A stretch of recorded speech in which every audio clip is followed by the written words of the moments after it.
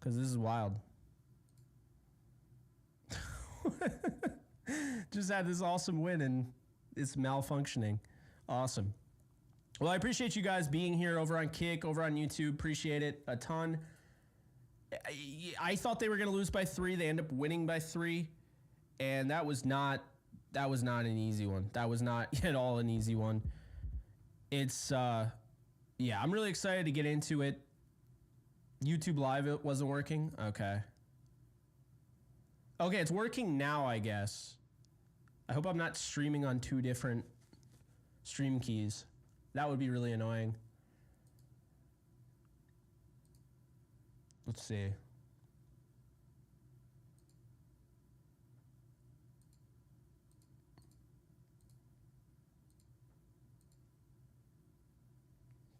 Okay. I think we're good.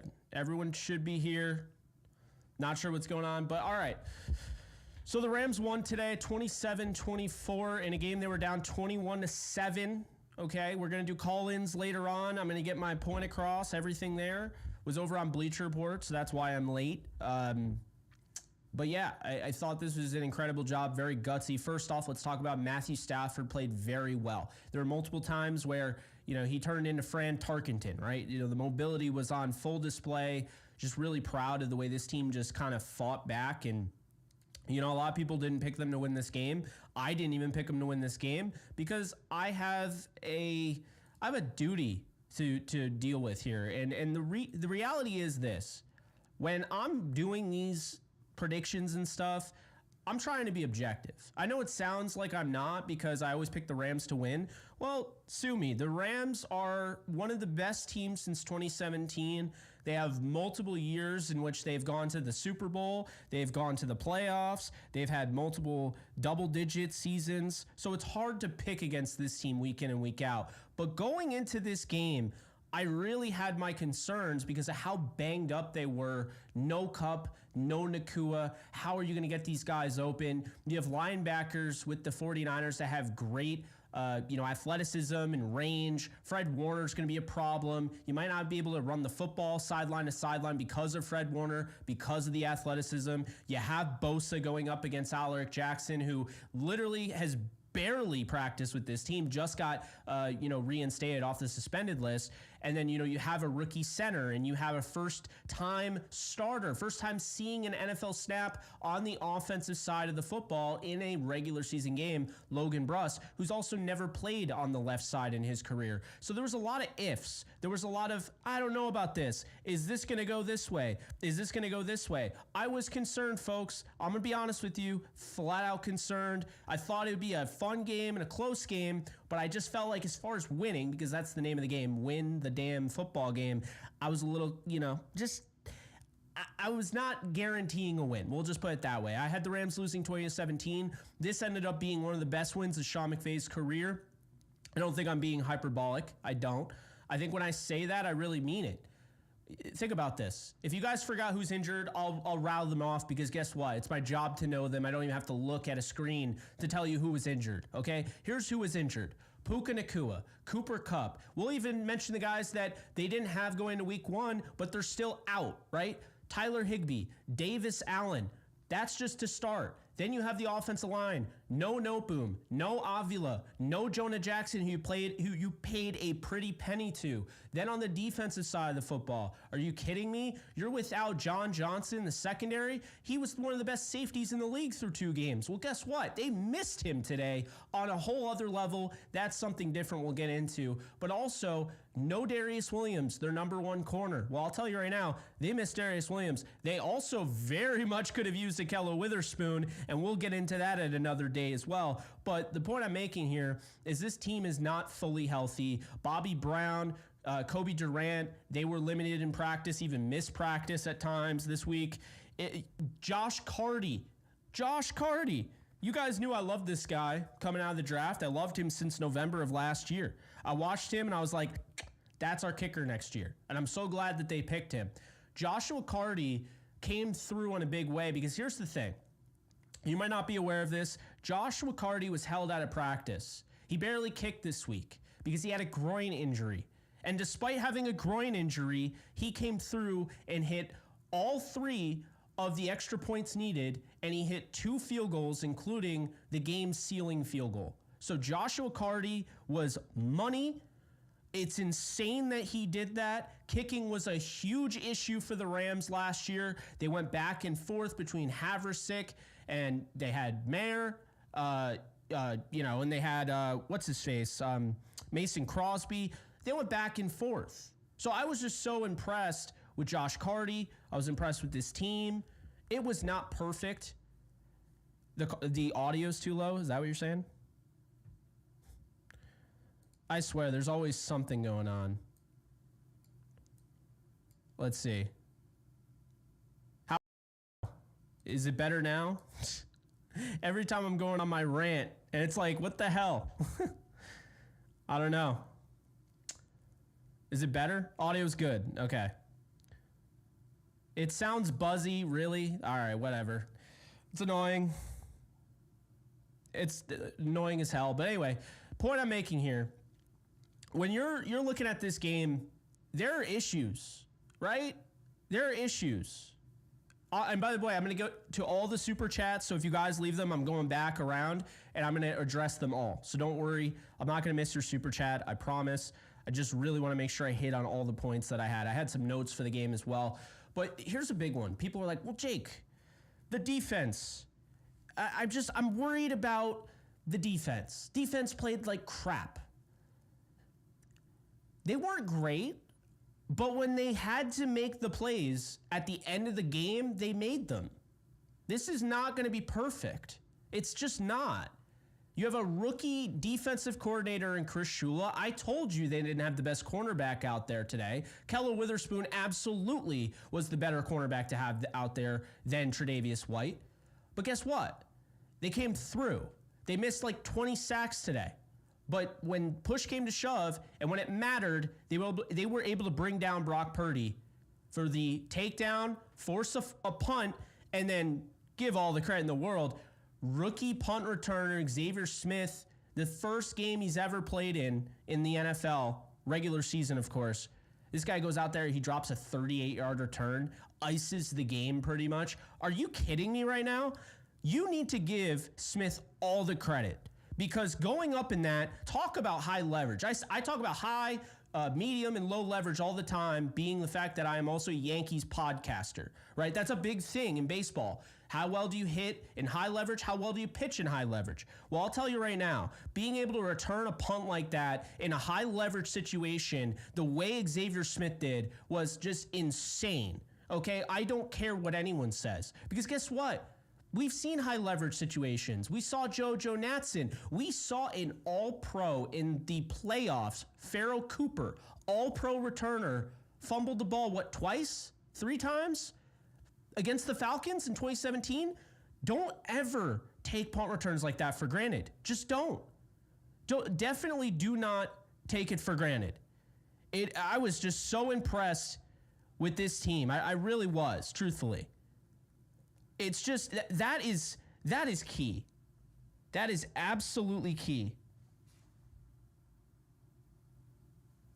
So, yeah, I mean, you go back to the defense, and I guess the point I'm making here is, yeah, they got the stop at the end of the game, and they deserve a lot of credit, but also, that's this week's problem.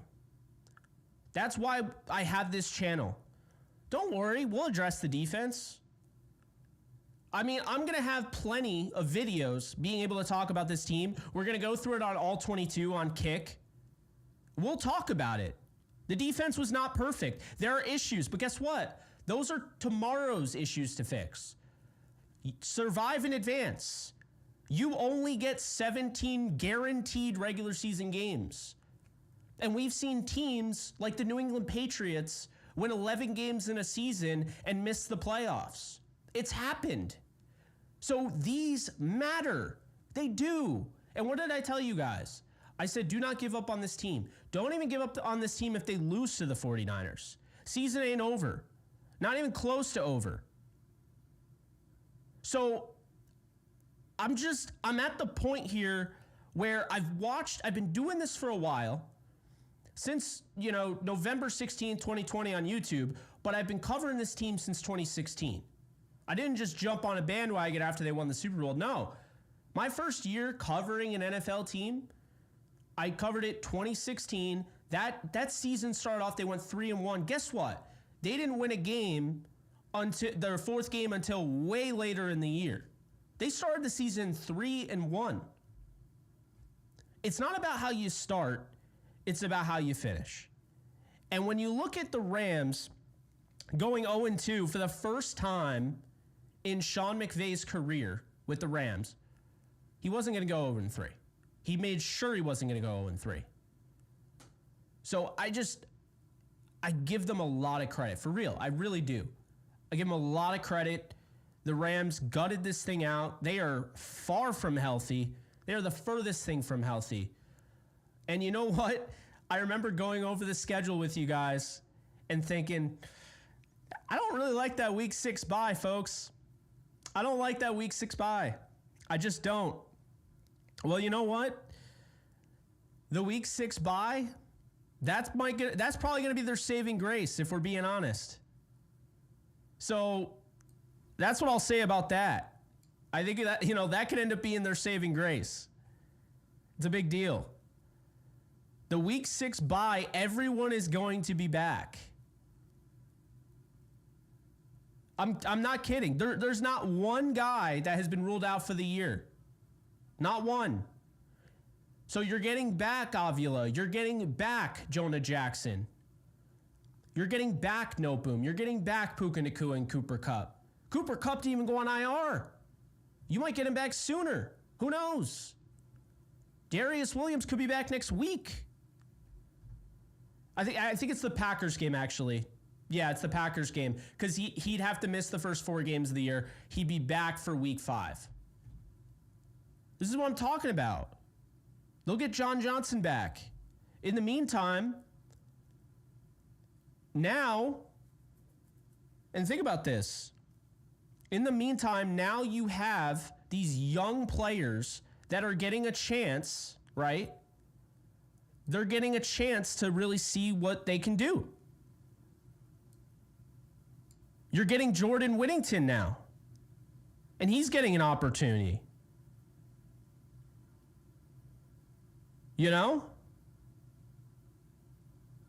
So, that's a big deal.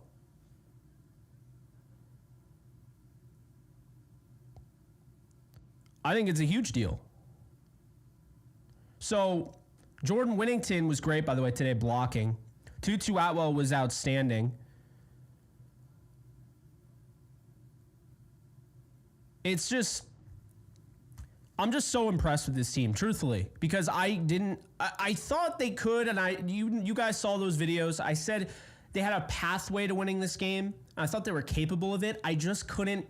I owe it to you guys. I didn't want to give you guys hope. I guaranteed that they would beat the Cardinals. I'll never do that again. I may have been covering this team since 2016, but I've made plenty of mistakes, and I've learned from them. And that's another mistake that I made. I will never guarantee a win ever again. Ever again. Period. So, a lot of good things to take away. Kyren Williams, though. Did we talk about Kyren? I don't think we did. Kyren Williams was somebody that came into the season. He came into the season. They had drafted Blake Corum.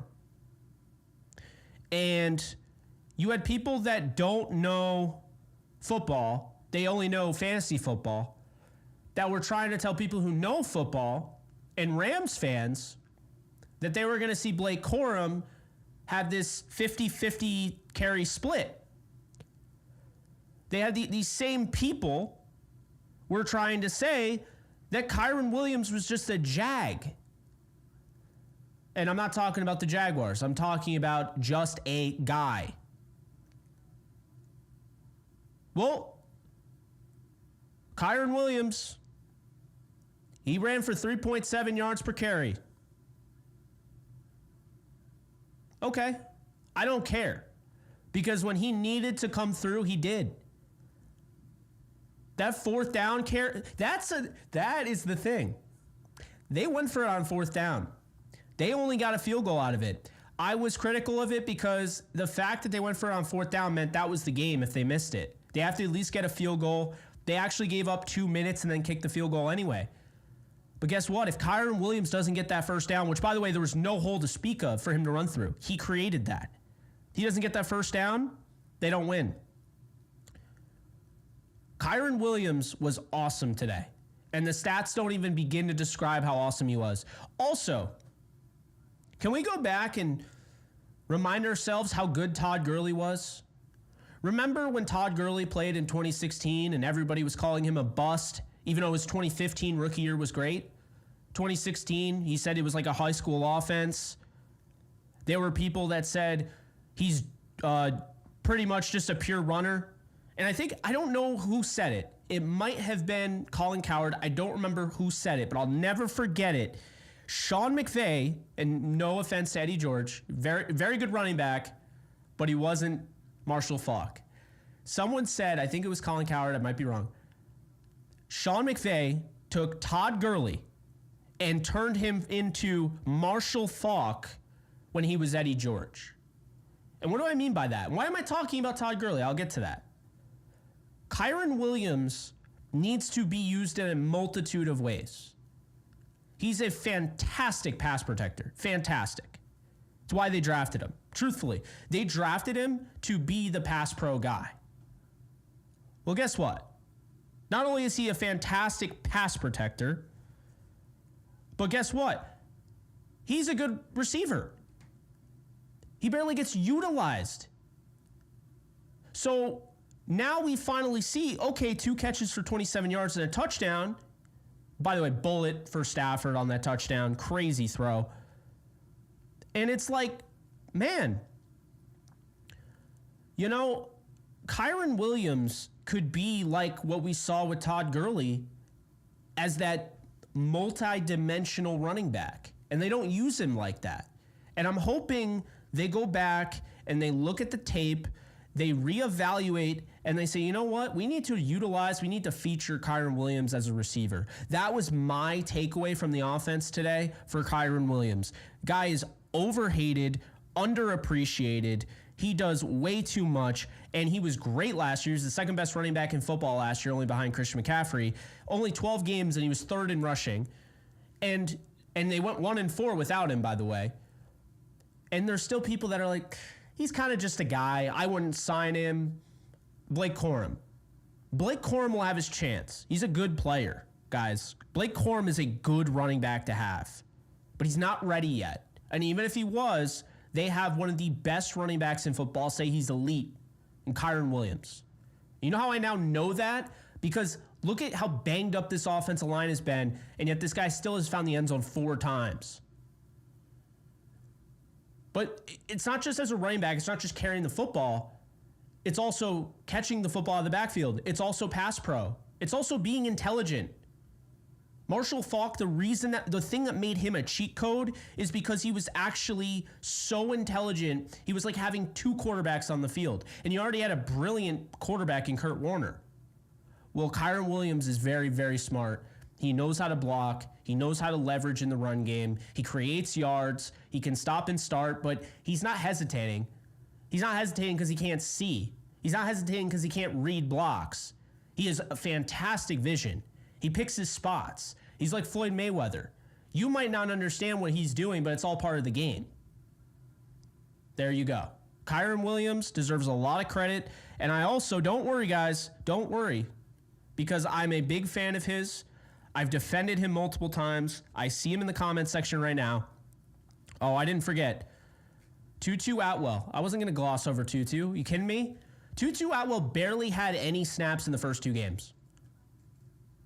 I don't know. I don't know why, but this guy has been criminally underutilized. Tutu Atwell came out, and he gave them this weapon that they've been lacking. Atwell showed over the middle. He opened up the crossers over the middle on this defense that they had to now defend. And then you saw the deep play. You saw the big play. Even if they didn't connect, that threat of the deep bomb opens up the middle again. You kind of go back and forth. Like, okay, well, now we'll, try and over pursue and play, that deep ball. But then you can't defend that, because if you defend that and you're now you're susceptible to giving up over the middle, and you can just pepper the short passing attack and destroy them. Well, guess what? He found multiple ways to contribute in this game and almost had a 100-yard game. Tutu Atwell was fantastic. I thought this would be the Jordan Whittington game. And by the way, Jordan Whittington looks fantastic as a blocker, and he was helpful, although he wasn't utilized for whatever reason. I think he's better than Tyler Johnson, but whatever. But Tutu Atwell in the receiving game today, 4 catches, 93 yards on 5 targets. He had a 50-yard grab. He is a big reason they won this game. You take away the dynamism of Tutu Atwell, and I don't think they have a chance. I think they get absolutely rocked in this game. They probably get blown out. Tutu Atwell was that kind of equalizer. And my God, they better not turn around and flip him the way they did for Van Jefferson last year. They better not trade him away. This is a guy that wants to stay in LA. He said that. He went on John Johnson's podcast and said he only wants to play for Sean McVay in LA. For whatever reason, people still call him a bust. They hate on him, but it's going to be quiet. There's still people that aren't going to say anything, but I'm going to give Tutu his credit. Of course, I've always defended him. And I'll say this, last year against the 49ers, I mentioned him multiple times, 7 catches, 77 yards. He was good in that game without Cooper Kupp. Okay? He went for 100 yards against Seattle. Now, he was overshadowed in both games by Puka Nacua, so people forgot, but Tutu Atwell was really good. So what happened? Well, Atwell in week 3 was utilized. He scored 2 touchdowns, one of which the referees totally missed because they don't have any eyesight or clearly anybody, because they reviewed it and they said he was out of bounds when he was clearly in bounds. So he missed one of them. He caught another touchdown, right? You fast forward, Cooper Kupp comes back. Well, guess what Tutu Atwell became? A decoy. Tutu Atwell was a decoy when Cooper Kupp came back. Straight up. Decoy. They used him to get other guys opportunities. That is what happened. Oh my God, I need a fan. Let me turn this thing on. Whew. They used him to open up opportunities for Puka Nacua, for Cooper Kupp. Tutu Atwell is a starting caliber wide receiver, and I'll just go as far as to say this, and I was talking to somebody about this, and I said, look, if the Rams don't start using Tutu Atwell, they're going to lose. They're not just going to lose. They're going to lose a great player. Atwell's going to go to the Chiefs, and he's going to become Tyreek Hill. Maybe not exactly Tyreek Hill, but that's the role he would have. Atwell is a good player. He's always been a good player. So is Jennings. People are saying, oh, Jennings is just destroying a bad defense. No, Jawan Jennings has been doing this. What does that tell you about Kyle Shanahan not using him until now? Jawan Jennings is the reason they almost won the Super Bowl. He would have been the MVP. He threw a touchdown. He caught a touchdown. Jawan Jennings was great. Why am I bringing up Jawan Jennings? Well, first off, Jawan Jennings is on, he was in this game. Secondly, Jawan Jennings, Tutu Atwell, Demario Douglas, Kendrick Bourne, Jacoby Myers. There are wide receivers out there that do dirty work in the run game. They're good blockers. They find a way to get open. They care about their craft. They're good route runners. They're good natural hands catchers, whatever. And they're always, because they're not divas. They're not going to the media and constantly barking, right? So you don't hear about them. But they're doing just as good of a job as the next guy. What you'll find, we can't sit here and say in pro sports, oh, well, he's in the NFL because he's one of the best football players in the world, and then turn around and say, nah, he's trash. We see it. How many times do you see that from people? The point I'm making here is this. Tutu Atwell on other teams, right? Tutu Atwell on other teams would be their number 1 receiver or number 2. And the Rams had not been utilizing him correctly. So finally, Tutu Atwell gets utilized, and here you are. He ends up being a huge focal point in the game. He had a really nice pass that unfortunately they called not a catch. Really big bummer there, but better throw than Deshaun Watson made all day. Tutu Atwell deserves a lot of credit because also another thing, and I feel bad. I feel like maybe I've beaten this dead horse enough. He's moved on. He's retired. But I just go back and I think about Deshaun Jackson. I know since he regrets it, but Deshaun Jackson, he was frustrated about his role. He had a lot of success in it, but he was frustrated being the fourth or fifth fiddle. And so he basically said, you know what? I want out. And he ends up going to the Raiders and does not win a Super Bowl. He got a Super Bowl ring, but he wanted out. Well, guess what? No one's going to give him credit for it, but Tutu Atwell, I don't care that he was in his rookie deal. I don't care. Tutu Atwell has not once, folks, complained about his role. Not once come out and said, oh, I'm not getting the ball. He's not once come out and held out of a game like some other people.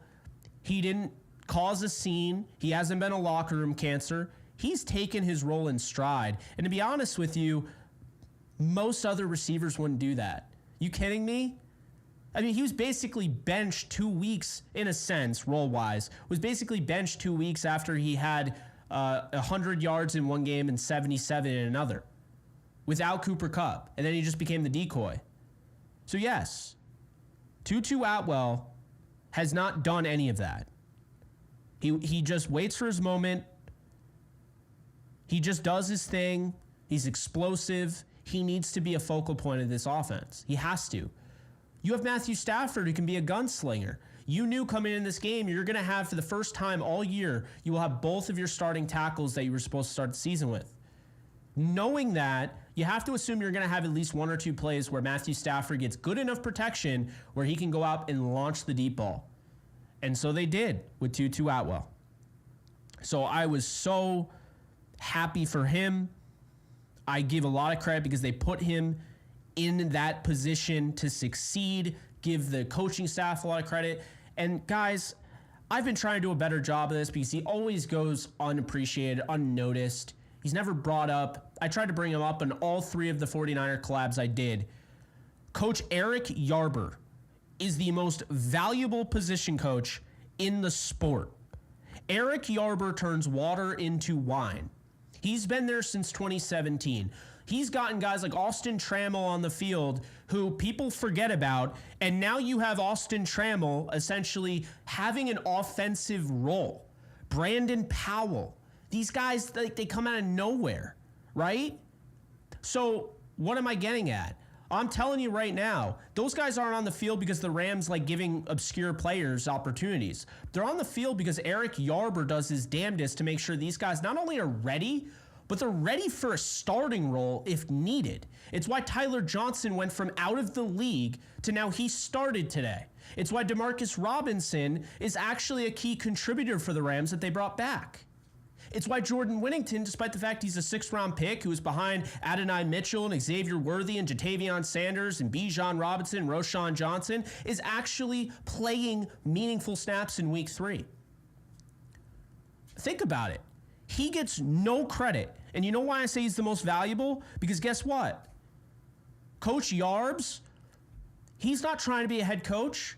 He loves being where he is. Give him the bag. Don't ever let that guy go. Are you kidding me? He's fantastic.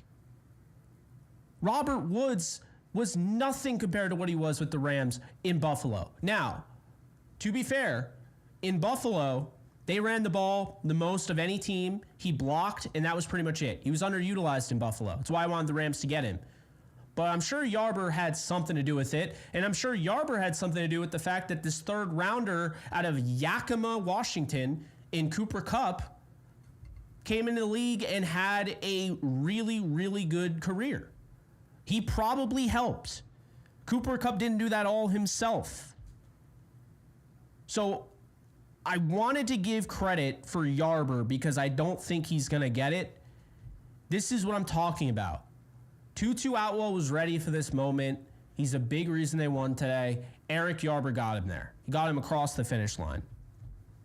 I'm just so proud of this win, guys. I don't want to talk in circles, but this didn't go perfect. I mean, let's take you back in case you forgot, okay? So this was not a perfect game at all. Nope. Let's look at the team stats. 49ers had 25 first downs. Rams had 19. 49ers were 6 of 11. They had a 66% conversion rate on third down. Now, the Rams, to be fair, right? The Rams were 5 of 12 on third down. They were 2 for 2 on fourth down. The 49ers were 1 for 1. 49ers ran 10 more plays. The 49ers had 425 total yards to the Rams 296. They both had the same amount of drives. 49ers averaged 6.5 yards per play to the Rams 5.4. 49ers had 288 passing yards and 137 rushing yards. The 49ers went 2 for 3 in the red zone. The Rams went 3 for 5 in the red zone. Interesting stuff there. So what happened? Well, I think a turnover was definitely one of the main things, because that turnover forced the 49ers not to be able to score right before the half. They actually won the time of possession battle. Kyle Shanahan and the 49ers won the time of possession battle. They outplayed the Rams in a sense. People are going to complain about the penalties. I'll be honest with you. I thought Blakeman's crew was really bad today. Both sides. I thought you don't want to see a game where they throw 15 penalties. You don't. But by the way, that's only 15 accepted penalties, because the 49ers had 3 penalties on one play, which I've never seen in my life. Towards the end of the game, the Niners knew they weren't going to win, and you could start to see it. They were holding on to Colby Parkinson. What they missed on the Matthew Stafford play, you could argue he was pushed way after the play. But Tutu Atwell literally got knocked down in the end zone. He was shoved. My point here is that I'm bringing up the officiating, letting you know that people are going to talk about it. 49ers had 111 penalty yards. Rams had 75. This referee group, by the way, one more penalty than the 49ers. But the officiating was bad on both sides, okay? Can't stress that enough. It was just not a good day officiating-wise. It was actually kind of pathetic. I mean, there was a play where Kyron Williams, his knee is down, and then he puts down his arm with the ball in it, and then it comes out, and they ruled it a fumble on the field. Just simple things like that you just can't have. Teams shouldn't have to review that. So the officiating was terrible on both sides. I think the 49ers got jobbed on a few calls. I think the Rams were jobbed at the beginning of the game. That whole drive was ridiculous. Ridiculous. But what it comes down to is this. When you have bad officiating on both sides like that, and it's just a terrible day and they're throwing penalty after penalty, to win a game like that is really impressive. So look, a lot of people wondering what's next for the Rams. This is a great win. What do they do now? They're 1-2. Well, I'll tell you right now. They got Caleb Williams, an inexperienced Caleb Williams, not the Caleb Williams you saw at USC. An inexperienced Caleb Williams that looks like he's seeing deer. He's a deer in the headlights. And they have him next week with the Bears. It's at Soldier Field, though. So the equalizer is the Rams have to go back on the road. Kind of brutal having to play 3 of the first 4 games on the road. Then they come back to SoFi to play the Packers. But today, Caleb Williams made a valiant effort to come back in that one. He threw 363 yards. There was a lot of injuries in that secondary, to be fair, for the Colts. They also lost Kwity Paye. But Rome Odunze, we talked about him a lot in the beginning of the year. He came through in a big way. I think when I look at the Bears, their defense is really good. I'm really impressed with what they have on the defensive side of the ball. So that's definitely something to keep in mind. They have some great corners. Jalen Johnson is maybe the best corner in the game. The safety play, the pass rush. We're going to get to it. I'll get you guys prepared. We'll make sure, for sure, I'll just say that right now. We'll for sure, we will make sure we cover that game. We'll get you previewed. I'll have a collaboration with, at least one Bears creator. If you guys liked me doing multiple 49er creators because you like the 3 different perspectives, also let me know in the comments section. Be sure to hit the thumbs up if you haven't already. We're going live for a while, okay? So I'm not about to leave. I'm not about to let you guys go. Same thing over on Kick, guys. If you haven't already, be sure to follow on Kick. We have 927 followers on Kick, so that's great. But yeah, just definitely, if you haven't already, definitely be sure to check that out. Just want to let you guys know as well, today's live stream sponsor is Prize Picks, and right now you can go over on Prize Picks using my code JKBogan. The link is in the description below. It's JKBogan. You're gonna get $50 when you first sign up and play your first $5 lineup, whether you win or lose. And not saying that you should be rooting for Caleb Williams next week, but you just need him to throw 1 yard. because Prize Picks is giving you a gimme. It's a 0.5 yards. Next week, Caleb Williams gives you a free square. So go and check it out. Use my code JKBogan. And yeah, thank you for Prize Picks for sponsoring this live stream. And yeah, definitely go and check that out because there was a lot of good value. I did say that. Tutu Atwell at 22.5 yards to have more than that. No brainer. No brainer whatsoever. So Tutu Atwell, we knew he was going over 22.5 yards. But yeah, guys, a lot of fun today. So Bears game, we'll do the whole preview thing. Really intrigued by that matchup, the Packers game. But I can't stress enough, this is why don't give up. Too many of you guys. I saw people that I absolutely love, okay? People that watch all my videos that I love you, right? I saw those same people, not everybody, but some people that I absolutely enjoy talking to and seeing their comments. And I was surprised. I saw the season's over, Jake. It's 2 weeks, but they're 0-2. We've never seen that before. 41-10. They look terrible. Dude, I'll tell you right now. You may think the season's over, but it's just beginning. It's just beginning. And it is a reminder, hey, I gave up on that Cowboys-Ravens game. It was like 28-6. I give Dallas a lot of credit to come back and make that a 28-25 ball game. That was crazy. And by the way, the Rams have come back from deficits of 14 and 17. They lost the Lions game, but this team's got heart. They didn't show it in week 2, but I don't think that's indicative of what we're going to see moving forward with this team. And we're going to do some interesting content this week because I want to talk about it. It'll be separate videos. I want to talk about the Bryce Young situation. There were 4 teams that tried to trade for Bryce Young this week. All 4 were declined.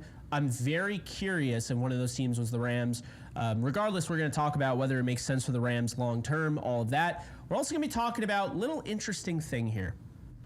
Tutu Atwell played well. You have Puka Nacua. You'll have Cooper Kupp. You got Jordan Whittington, Demarcus Robinson, Tyler Johnson. And yet the Rams were linked to 3 wide receivers.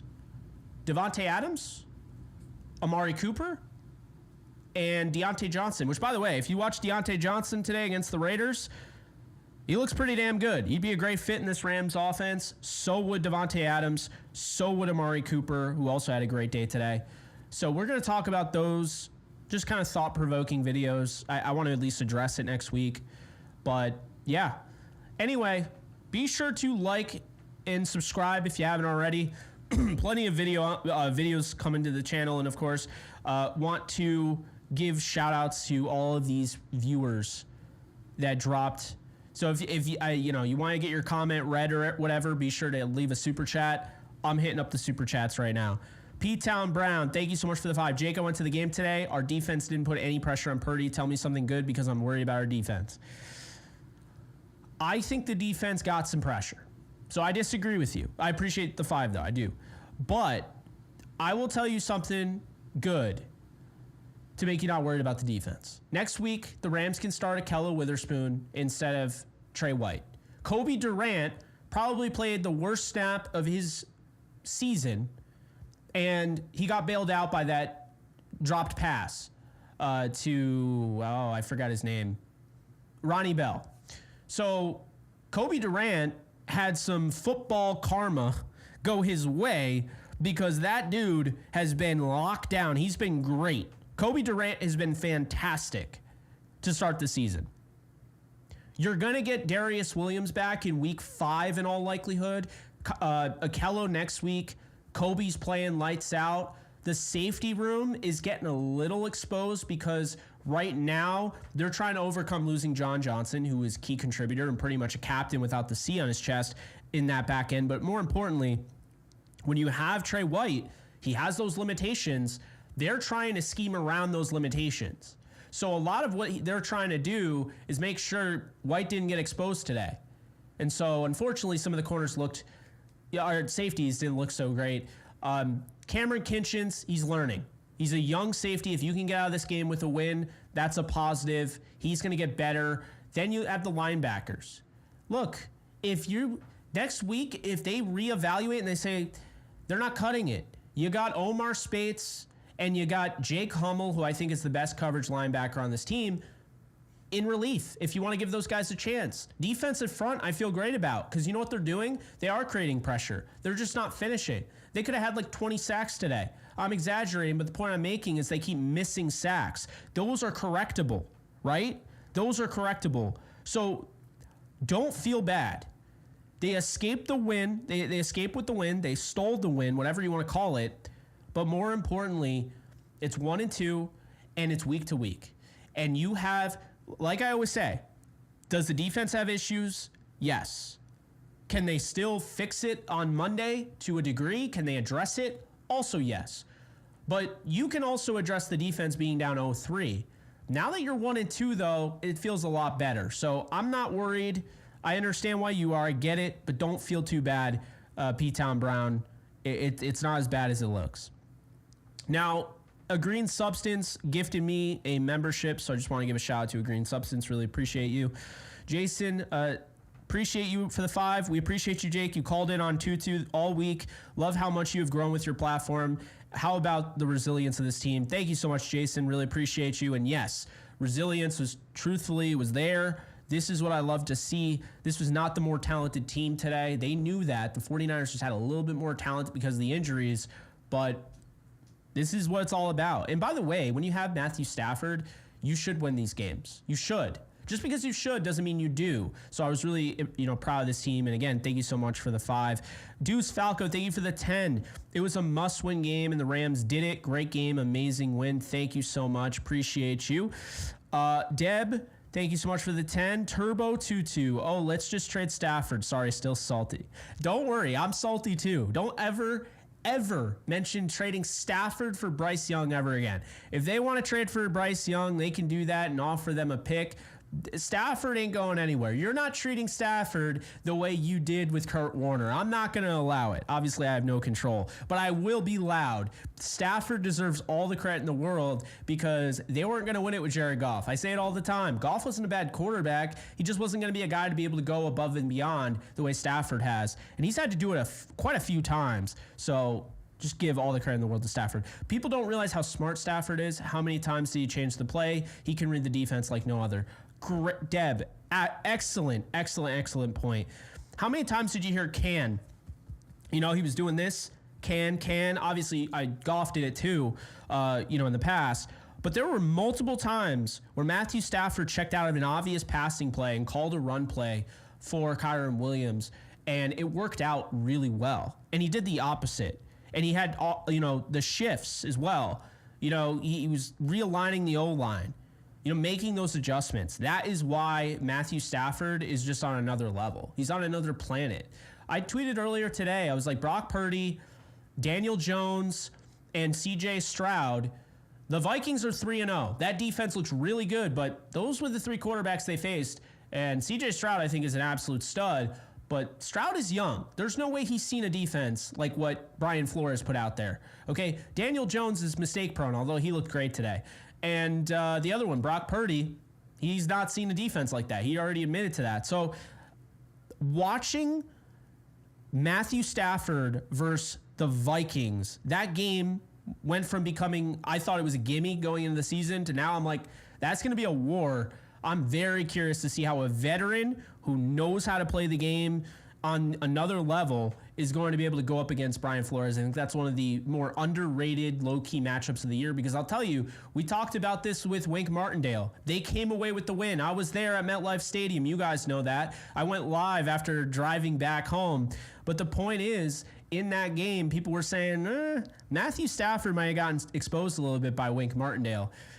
It was just Wink. I think he just struggles against Wink. He always has. I don't think this is an issue where you throw different looks at him and he can't play. Of course he can play. He's done a great job against Lou Anarumo. He beat him in the Super Bowl. So, yeah, I'm really, really excited to see that matchup against Brian Flores Vikings. But let's not look too far ahead. It's just something that was on my mind, and this is my show, so I have the freedom to say that. HAV, thank you so much for the 10.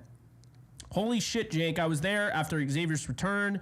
I looked at my girlfriend and said, we're going to win. I'm so happy. I knew Cardi would do it. Bye-bye, Choker Gang.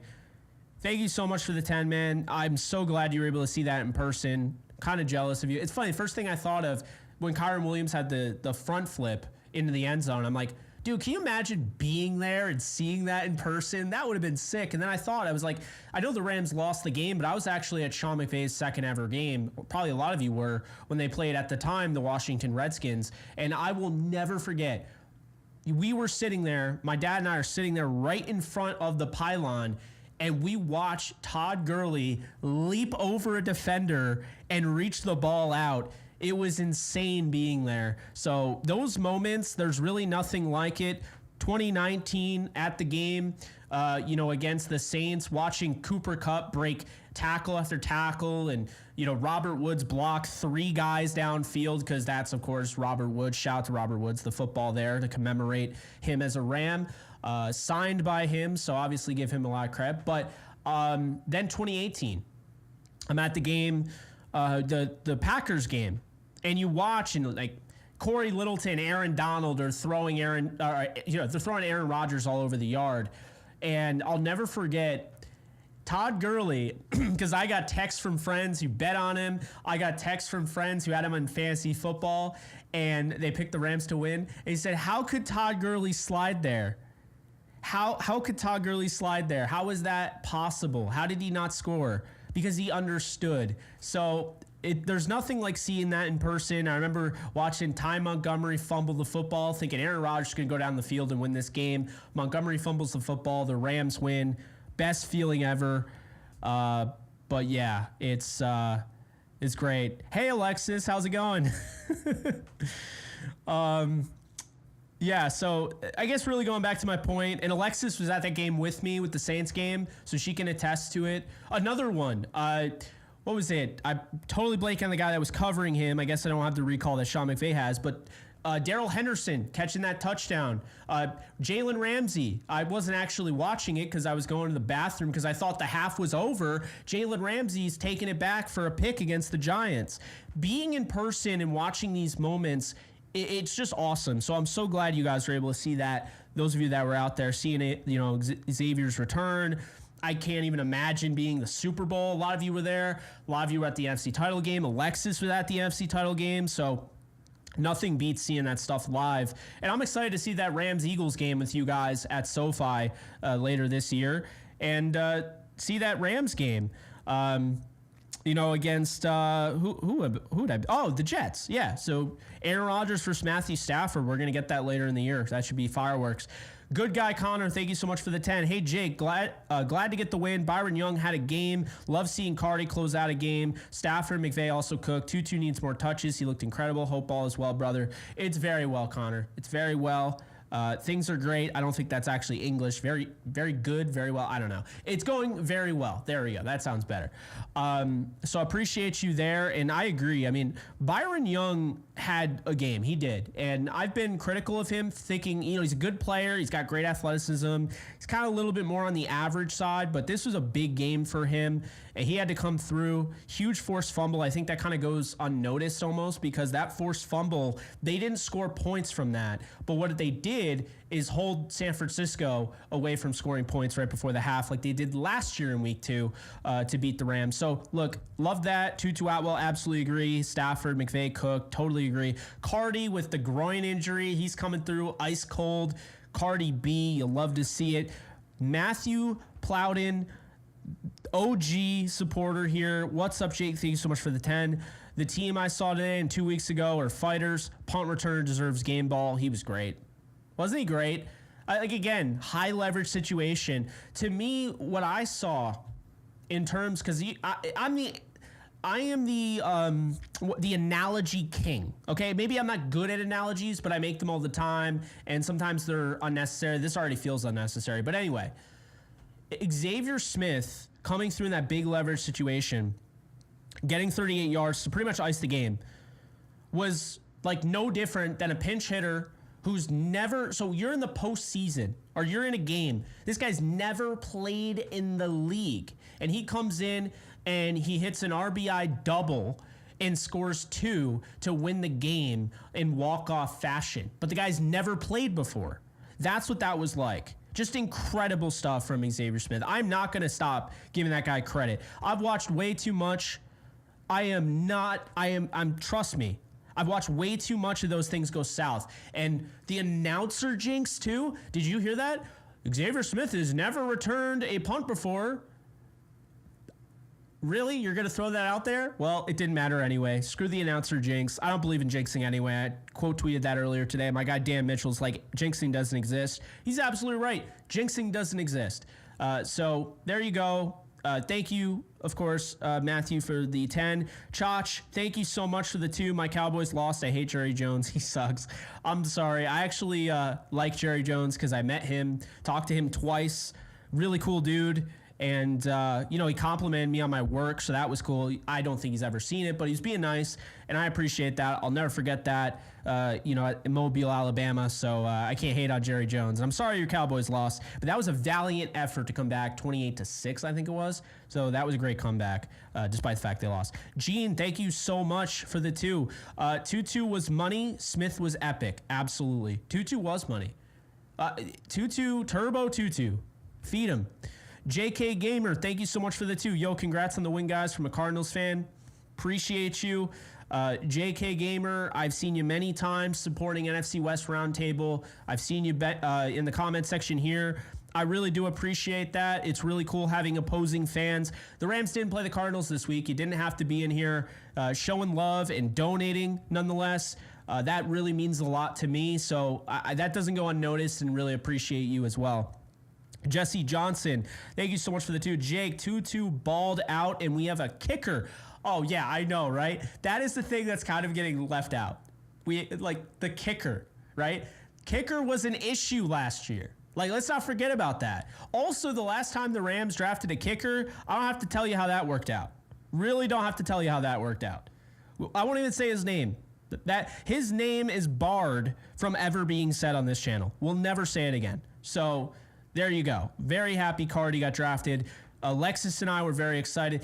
Alexis, shout out to Alexis, by the way. If you guys watched that draft stream, I had food poisoning, was absolutely sick to my stomach. That whole third day was a nightmare. Alexis held it down. I did not forget that. And they drafted Josh Cardi when I was in the bathroom, okay? So I was very happy when I came out and saw that. I'll never forget that. So I just wanted to give Alexis credit. She absolutely carried on day 3. That does not go unnoticed. And it's not forgotten about either. I don't know if she's still here, but wanted to give her that credit. The Can, thank you so much for the donation. Williams went off today. Yes, sir. Absolutely. Let's see him utilized more in the passing game moving forward. Absolutely love that. Man of Paradox, thank you so much for the 10. Mr. E, the power of positivity rules. It's an intangible super force. I want to see Tutu's jersey hanging high in your man cave. McVay lives for adversity. We will never give up. Rams for life. So you know what? I'm going to have to probably put up Tutu Atwell. I'm not going to take down Akello. I love that Akello is up there. I'm not going to take down Akello, but I might have to throw somehow, some way, put that number 15 Tutu Atwell jersey in the back, because I'm an OG Tutu Atwell supporter from when he first became a Ram, and I'll be the first one to tell you that I was somebody that said he should have been drafted in the 2nd round. I had him as a 6th round talent. He came on my show anyway. I told him everything. He already knew. He laughed about it, came on my show. That dude is awesome, and I will never stop supporting that guy. Jake back, thank you so much for the 5. Yo, special teams were special today. Evans, Cardi, Smith, Rivers on the fake. Absolutely can't forget about Rivers. If Rivers trips, the game's over. If Rivers gets tackled, the game's over, right? He does such a great job on that play. The blocking was, and also the balls to call that. I love that. And I'm so glad you brought that up, because there's so many talking points about this game, and it's so easy to gloss over the things that matter, and that mattered. That was a huge moment in the game. And even, think about this, even if they get that and do nothing with it, right? Let's say they get the fake punt and they do nothing. They don't score anything. Even if that happens, well, guess what? it's still huge that they converted, because if they didn't, they chose to make that decision. I don't have to tell you, because Dan Campbell cost his team going for on 4th down against the 49ers. If you go for it, you have to make it. If you don't make it, now it doesn't matter what happens if what you did after you made it. If you don't make it, now you put yourself in a bad spot. So they had to make it, and they did. That was a huge spot, huge, big-time balls. I would say onions, right? As I totally forgot the guy who said that all the time on college basketball. Raftery? I think it was Bill Raftery is the one that said onions. Christopher Zeffro, I'm sorry if I butchered your name. Thank you so much for the 20. Much needed win, Jake. Live in the Bay Area, and I'm going to wear my Rams jersey every day this week. Thought the officiating was terrible. Agree. Send me info. My company, Trick or Treat Studios, would love to. Oh, are you kidding me? Absolutely. I love Trick or Treat Studios. Are you kidding me? Absolutely. How do I get in contact with you? I definitely will be doing that, because I'm a huge fan, obviously diehard horror fan. Had a horror podcast on this channel before I made it a full-on Rams channel. And of course, that's from Trick or Treat Studios 100%, which you knew. But still, I appreciate you nonetheless. And yeah, definitely, if you could do me a favor, and I'll, just DM me on social media so I have your info, and I will give you my email. Or my email is actually on the page, because I don't know if I'm going to see your comment. I'm looking for it. I don't know if I'll see it. I hope you're still here. But yeah, definitely interested in a Trick or Treat Studio sponsor. Absolutely. 100%. Drew, thank you so much for the 20. Excellent job this week. Jake, collaborating with Jesse, Rob, and GOAT Grant Cohn. Appreciate you. Drew, thank you so much. It was such a blast. Those 3 guys, I can't even begin to describe how much respect I have for them. Jesse is one of my guys. He's one of my friends. He's one of my buddies. We text. I text him at the game. I would have texted him by now, but I've been really busy covering this.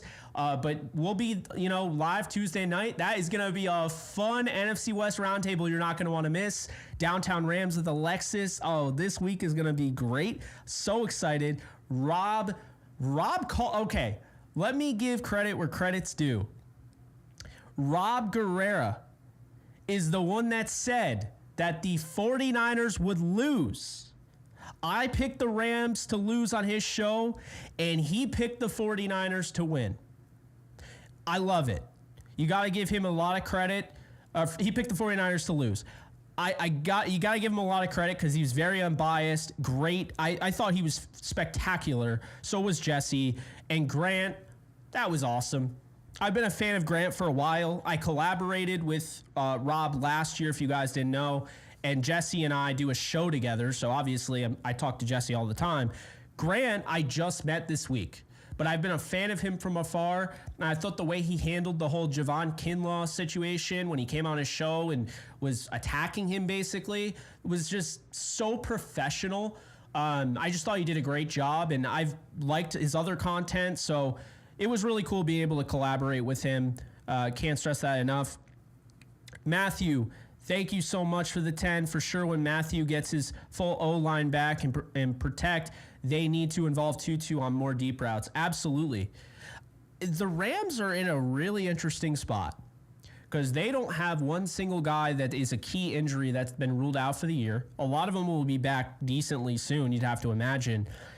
And this team has weapon after weapon when they get healthy. You have a Tutu Atwell that you can basically utilize all over the field. The speed is there. Everything's there. You got Jordan Whittington, who can play within structure as a blocker, can help you. He's basically a running back in the open field. He's a big guy. He can score touchdowns. He can make plays after the catch, break tackles. He's natural hands catcher, all of that. You have Demarcus Robinson, who's kind of like your old reliable now. Demarcus is probably around there to move the chains. There you go. Also, big time jump ball guy as well. Can turn a 50-50 ball into a 70-30 ball. You got Cooper Kupp. You got Puka Nacua. So much talent. Tyler Higbee will be back. That's another thing. Are we talking about Tyler Higbee enough? How much he's going to add to this offense? I'm going to say this right now. Tyler Higbee and Colby Parkinson in tandem is very fascinating. That's not talked about. That's a guy people forgot about. But I'm very excited for that. I'm excited for Darius Williams to come back and help out the defense. I'm excited for, hopefully, Ahkello Witherspoon to play next week. There's a lot of good juju right now with the Rams because they won this game. Now, had they lost this game, it's a little bit different. But even if they lost this game, the way they played and the way they fought back, I don't want to go that route with the whole... We did that. A very inspiring heartbreak against the Lions, but it was headed towards that. And the fact they came over the top and won this game, that was just a big deal. So it's been an hour of talking.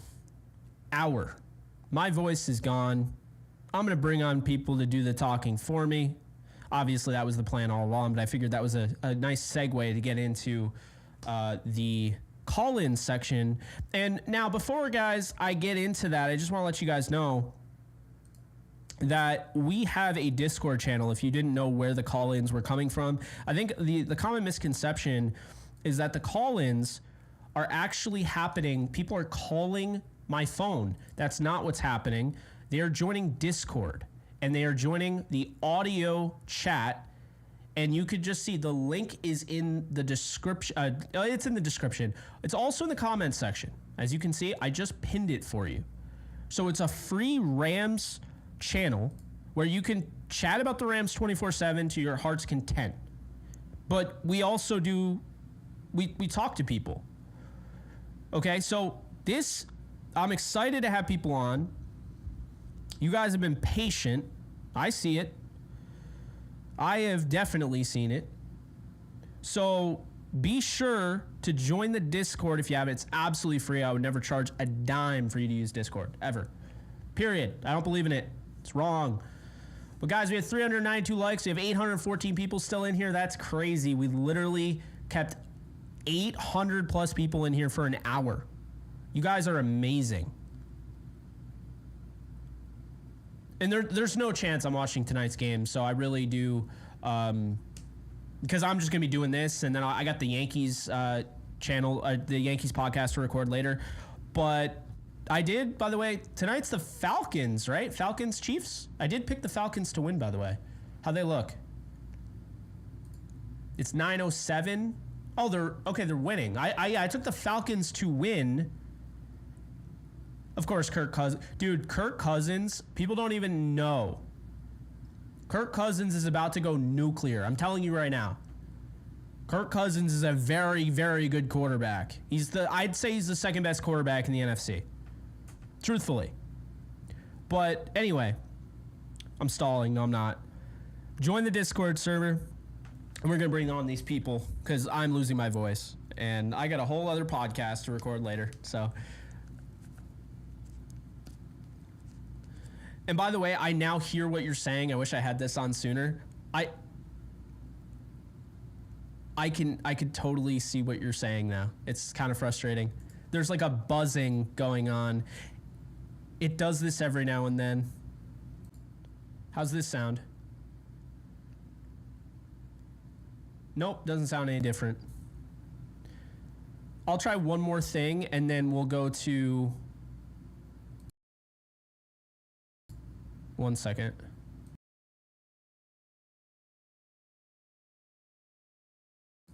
Okay, let's see if that's any better. That sounds better.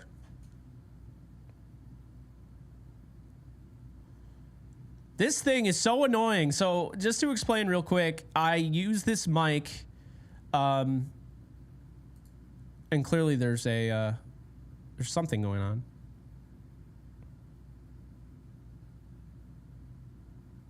Why can I hear myself back? This is really confusing. Like, it's a delayed... I have everything paused. Where the hell is this coming from? Oh, boy.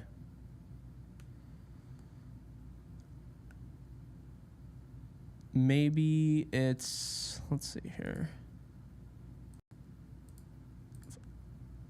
Monitor off.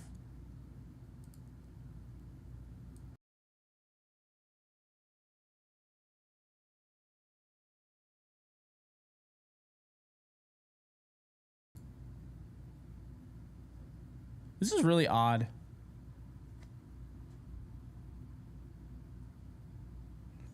I have no idea what's going on because I can hear myself and it's like delayed. So it's just like really bizarre.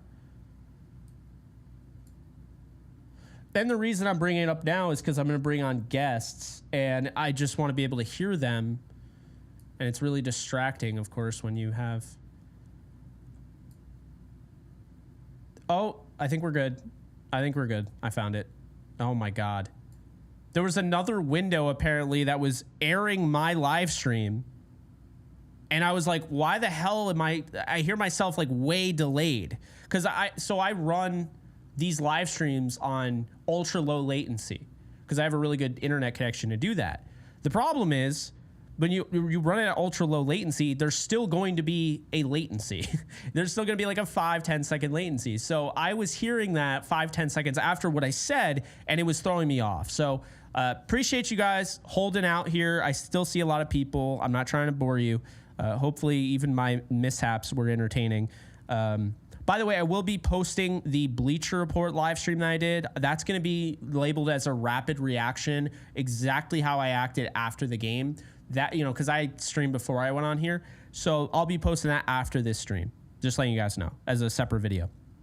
Okay, let's bring up the member section so I can, because now I have to do this manually since there's no integration, I guess.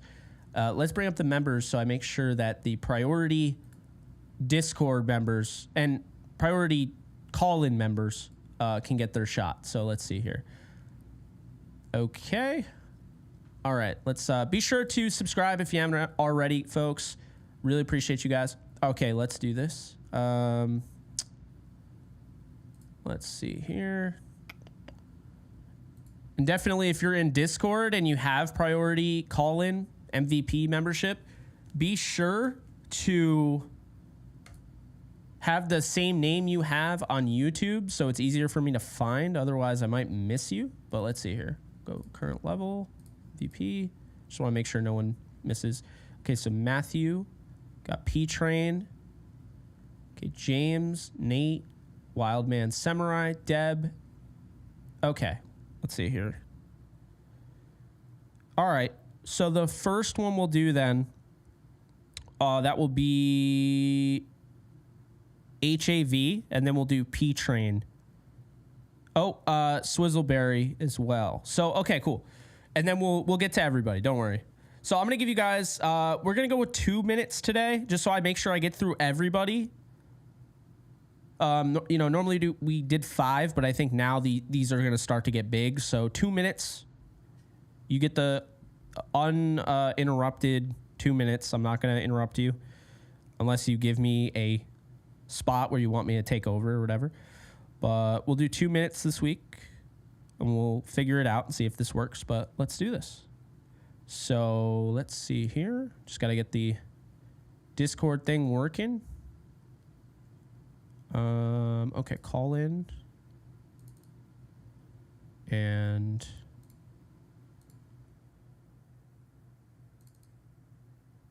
we got that.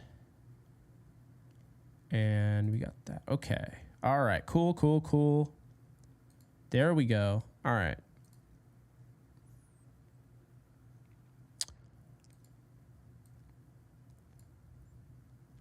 HAV. What's up? All right. So you have the floor. Can you hear me? Oh, wait. You're not coming through. All right. Check. You there? Okay. 1 second here. Just want to make sure.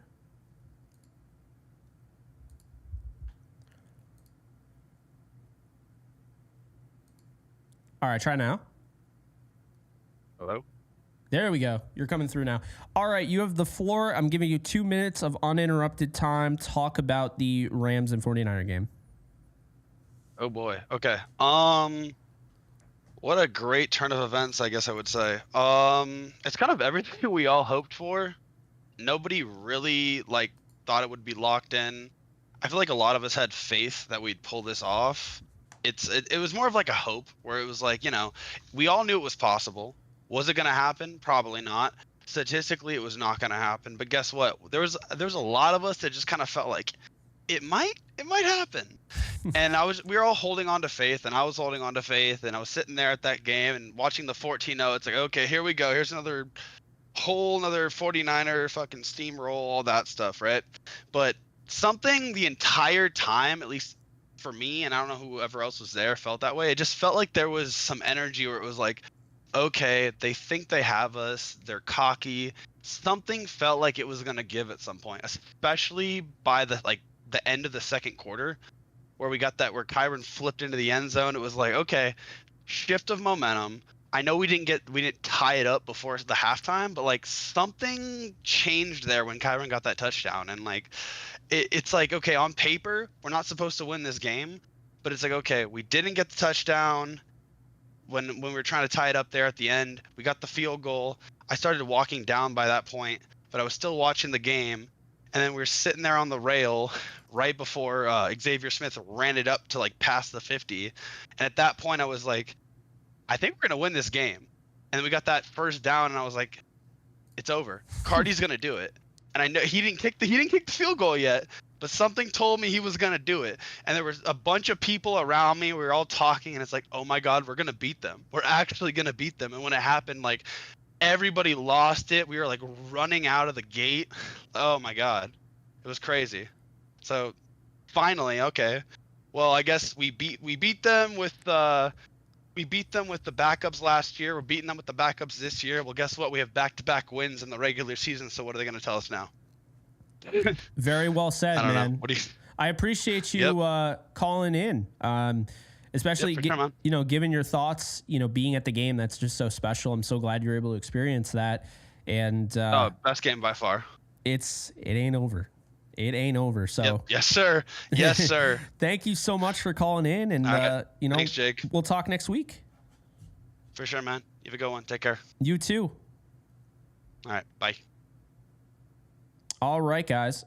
So next up, we got P-Train. Thank you, HAV, for joining the show. P-Train, you got 2 minutes of uninterrupted talk about the Rams and 49ers. Hey, Jake, can you hear me? I got you. Okay. The signal was kind of going in and out a little bit. I'm out here in the middle of a farm. Oh, you still there? Yeah. Yep. You're. Okay. Yeah, you got 2 minutes. I'm just gonna let you talk. Okay. First of all, what a gritty performance by the offense. Matthew Stafford and the offensive line held off just enough. You could see some improvement. And what a gritty performance at a Never Say Die. It gives us a new lease on life going into Chicago next week, or with the game with them. But we still got to get that defense fixed. I mean, we're still not tackling good. When we could get some pressure on Purdy, we weren't able to bring him down. And then other times we couldn't get pressure, and then we weren't covering, and then there's penalties. It's just a whole big mess on that defensive side. I saw glimmers of hope, but we got a long way to go on that defensive side of the ball. But the offensive definitely improved today, and what a gritty performance by the offensive side of that ball. And that's pretty much all I got to say about all of that. Those penalties were killing us, but so... No, Tutu Atwell showed up. Yeah, he did. He absolutely did. Yeah, I did put Whittington in for my fantasy, but I don't think I got much from him. But that's okay. I'll take the real victory any day. I am with you on that one, my friend. Yeah, so I'm good. I don't have anything unless you got any questions for me. Really just kind of what are your thoughts going into next week against the Bears? Like I said, we got a new lease on life. That we can use this performance tonight on the offense to keep going forward. And we just got to keep working that defense. Caleb Williams might be slippery, so we're going to have to get better at tackling and getting some pressure on the quarterback. Still need to improve on that linebacker side. Linebackers, I'm still not thrilled with Troy Reader and all the rest of them, Roseboom. And Tre'Davious White and that stuff. We just got to get that defense fixed. The offense, I think, is starting to come around, so there's hope there. We just got to just do better side on that defensive side of the ball, and I think we're good. Hey, I hear you. I appreciate you calling in, P Train, and hopefully we're talking about another win next week against the Bears. We better, because good Lord, if we can come out and beat the 49ers, we have got to not let the Bears sneak up on us. Oh, yeah, absolutely. Well, I appreciate you, my friend. All right, sir. All right, have a great week. You too. Take care. All right, bye. All right, bye-bye. Okay, next up, we got Swizzleberry. All right, Tyler, you got 2 minutes uninterrupted. How you doing? Okay. What are your thoughts about this game? Overall, I'm doing good. But this is just like, man, I have a lot of frustrations with this game. I'm happy that they stole it. I really believe the way that the Rams played, at least defensively, deserved a loss. Like 100% just did not look like a winning team. And we got lucky with not only having Debo and Christian McCaffrey out, we got Kittle out. Because if we had Kittle in the game, that would have been terrible. And overall, my frustrations go back to one disagreement I have with you is the Ernest Jones trade. I feel like even Ernest Jones, whatever, if there's anything wrong with them, probably would have been better in coverage than Troy Reader and Christian Roseboom. Because we are just getting killed over the middle. I love them both as downhill run-stopping linebackers, and they both did incredible in the run game today. Didn't really do well in the coverage, and that's really the part that kind of killed us. So a lot of frustrations there. Like you mentioned, Aubrey Pleasant coming with us and being who he is helped a lot. The person who I feel like we're missing is Eric Henderson. Losing him to USC, I'm seeing, Jared Butterfingers verse is like, I love Jared verse, but man, he has missed so many tackles. Like, I would just love to see those sacks get finished, the tackles for loss get finished, and that's, I think we're just missing that. We need good coaching on the defensive line and the pass rush. And I think that's what's really going to help us a lot. But yeah, that's my thoughts on the game overall. No, I don't know if we disagree on Ernest Jones. It's just more so based on like what I heard. I understood their point. I don't know if we necessarily disagree because I kind of wanted them to bring him back long term. I want him to get signed. I'm just kind of going of the idea like, okay, now that I know this, I'm like, yeah, they just moved on. Because I haven't agreed with any of those moving on from Ramsey or any, and it worked out in the end, I guess. But I feel like we still miss him a lot. Yeah, I agree. They definitely missed a Kello today, but the only difference is that he's on the team and they just didn't activate him. Yeah, exactly. But that's kind of like playing fantasy and having your guy on the bench. Oh, well, I have not looked at the aftermath of this week yet, so that's tomorrow's issue. I'll look at all my fantasy teams that blew it, but man, appreciate you. Love talking with you, and we'll talk soon, man. Yeah, thanks for having me on. We'll talk to you later. All right, absolutely. Take care, Tyler. Yep, see ya. All right. Next up, I'm going to go with Eric. So I think we got all of the members out of the way, the MVP members. If I missed you, just hit me up. Just be like, hey, but make sure that you have your name, the same name that's on YouTube. That's a big thing, so I can easily just go and put you in. But yeah, anyway. Eric, you got 2 minutes uninterrupted. How you doing, my friend? And what were your thoughts on this game? What's up, Jake? Man, it's been a while since I've been able to call in, but man, I was on top of the moon at the end of that game. Like, I was straight up going crazy. Like, Twitter was going crazy, and I was having a really good time. It was concerning a lot in that game, but it's really nice to see them show life at the end of, at the in the fourth quarter of this game, coming up clutch. The defense came up clutch, even though they didn't have the best overall game, obviously, but they looked really good at the last drive. So as long as we can in the end do that kind of thing, then it's looking better. I was getting flashbacks to the Lions game, kind of the week 1 game where our defense played. I think they played overall better in that game, but they just fell apart in the end. They were tired. They couldn't handle the run, and I really thought that's what was going to happen again. I'm happy that's not what happened, and they looked really good. So I'm really excited for this team now, and I'm looking forward to their game against the Bears. I think it's next week. Yeah. So, yeah, I'm really excited for it. I'm with you, man. I appreciate you calling in. I'm glad I was able to hear from you. Yeah, it's been a little bit, but to be fair, they haven't quite won. So when people call in after losses, I obviously welcome it, but I know people are way more excited to call in when the Rams get a win, and I can't blame them, to be honest with you. I mean, it's been so busy too. So I'm glad though that I was able to call in. So.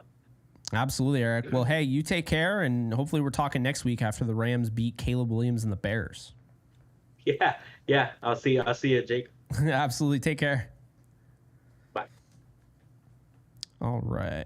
We got, let's see here. So real quick, because I'm going to bring more people on, but I just wanted to say, because a few things came to my mind. The first one, in those videos that I was doing with 49er creators, there's one thing I kept bringing up, and it's been on my mind. The Rams got the 49er monkey off their back. Whether people realize it or not, a win's a win. You could say what you will about Week 18. I know a lot of people were like, Carson Wentz, backups, whatever. I'm going back to Week 2, folks. Week 2 without Cooper Kupp. And that team last year, the Rams had considerably closed the gap on the 49ers. Considerably. So I really do think the Rams are in the driver's seat. Something that will go on unnoticed here.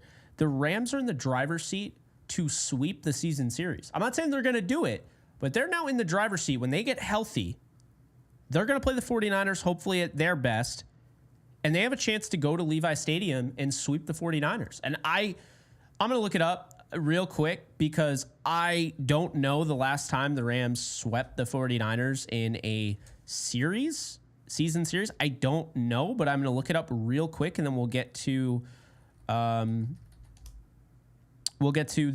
call-ins again. Just a quick intermission, though. I wanted to look this up. So let's see. The last time the Rams won, we'll say back-to-back meetings against the 49ers. How about that? I don't know about, let's see here. Well, technically the Rams won back-to-back meetings this time. They've won the last 2 games. But truthfully, the last time they won back-to-back meetings was 2018. They won 39-10, and they won 48-32 in 2018. So they won on October 21st and December 30th. That's the last time, 2018. So, okay.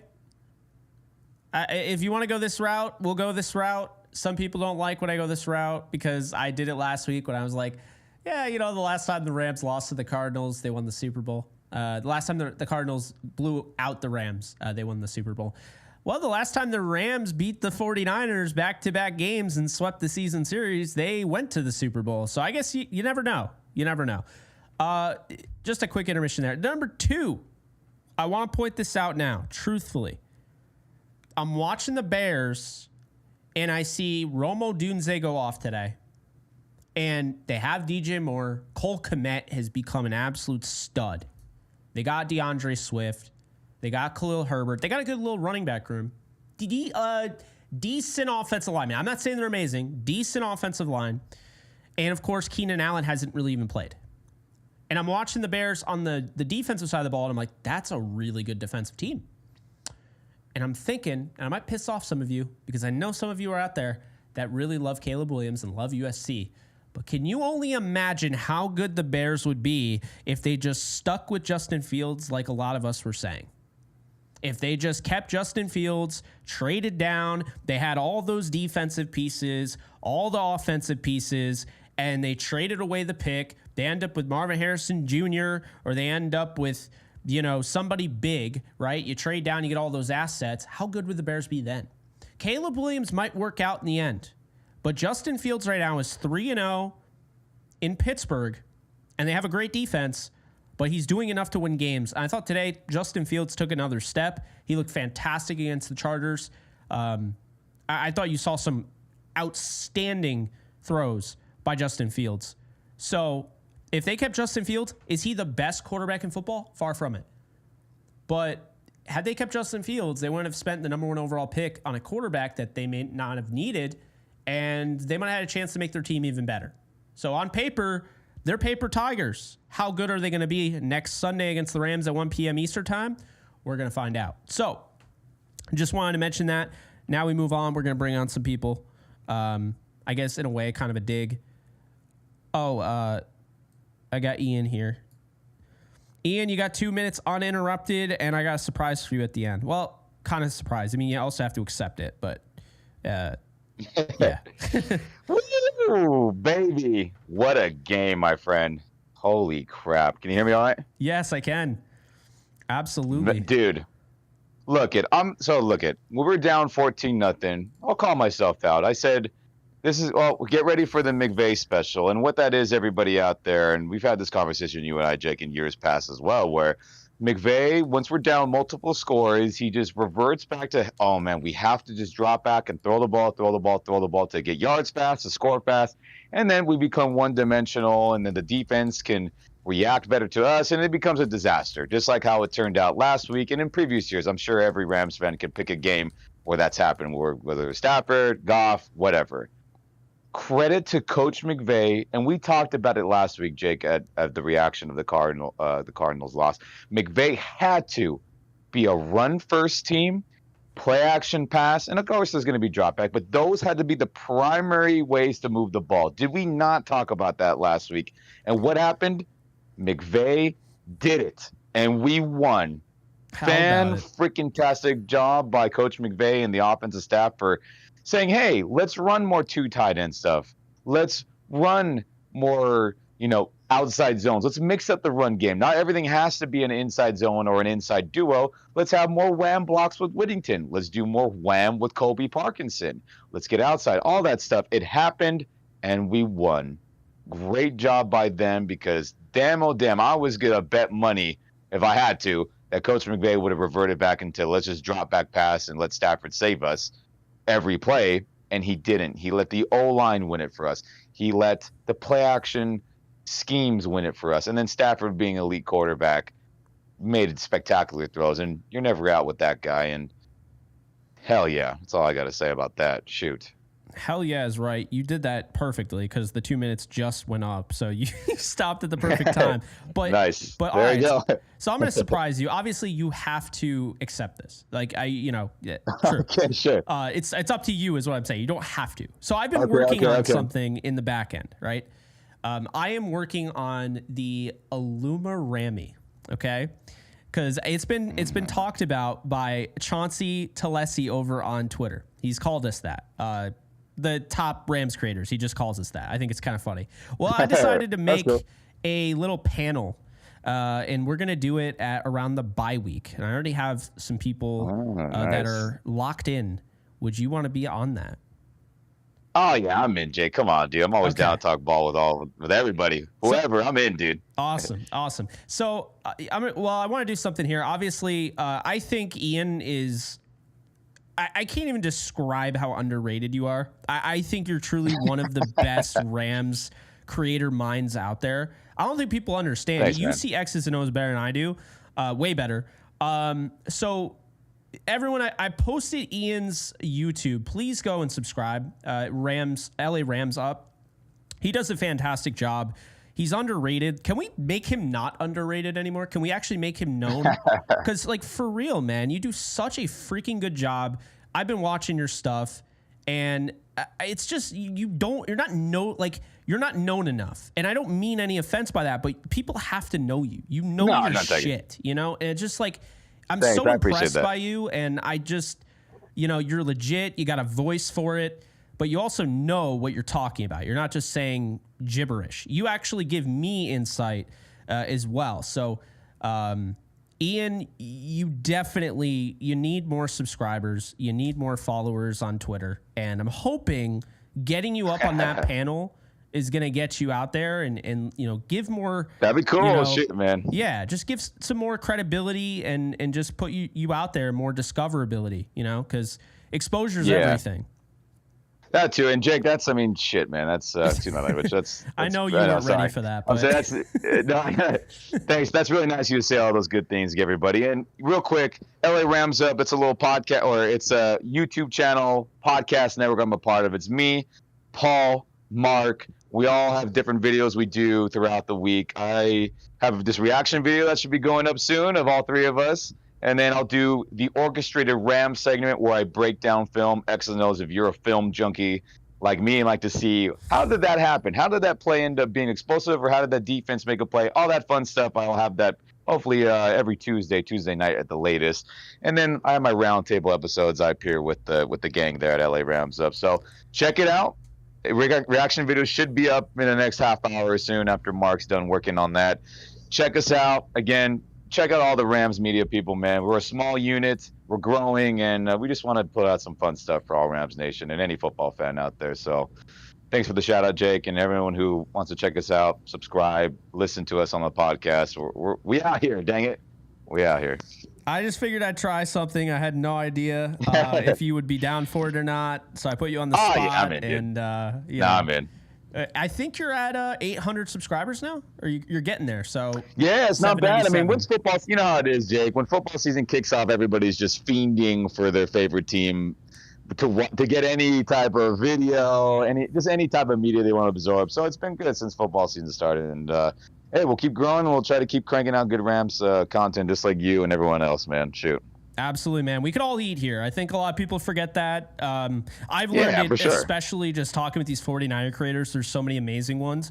And I'm sure there's people out there ones for sure. You know, they don't have the exposure in the Rams community. So I know you do great work. I've watched your stuff more than once. Thanks. I don't have a lot of time, but I have made time to watch you. You know what you're talking about. I know we kind of cheated everyone out of the 2 minutes, but this is a little. No, it's not your fault. This is me. I apologize, guys, but this is something that I've been really pondering, you know, asking you for a while. And I finally was like, you know what, let's just do it. Let's just go live, and I'm going to bring him on, and he has no idea. But yeah, I really think people need to know Ian. He does a great job. There are other people out there. Respect. They absolutely deserve credit. But Ian is in here like almost every week on the, you know, call-ins, and he's a creator. So I had to give him a shot. He does a great job.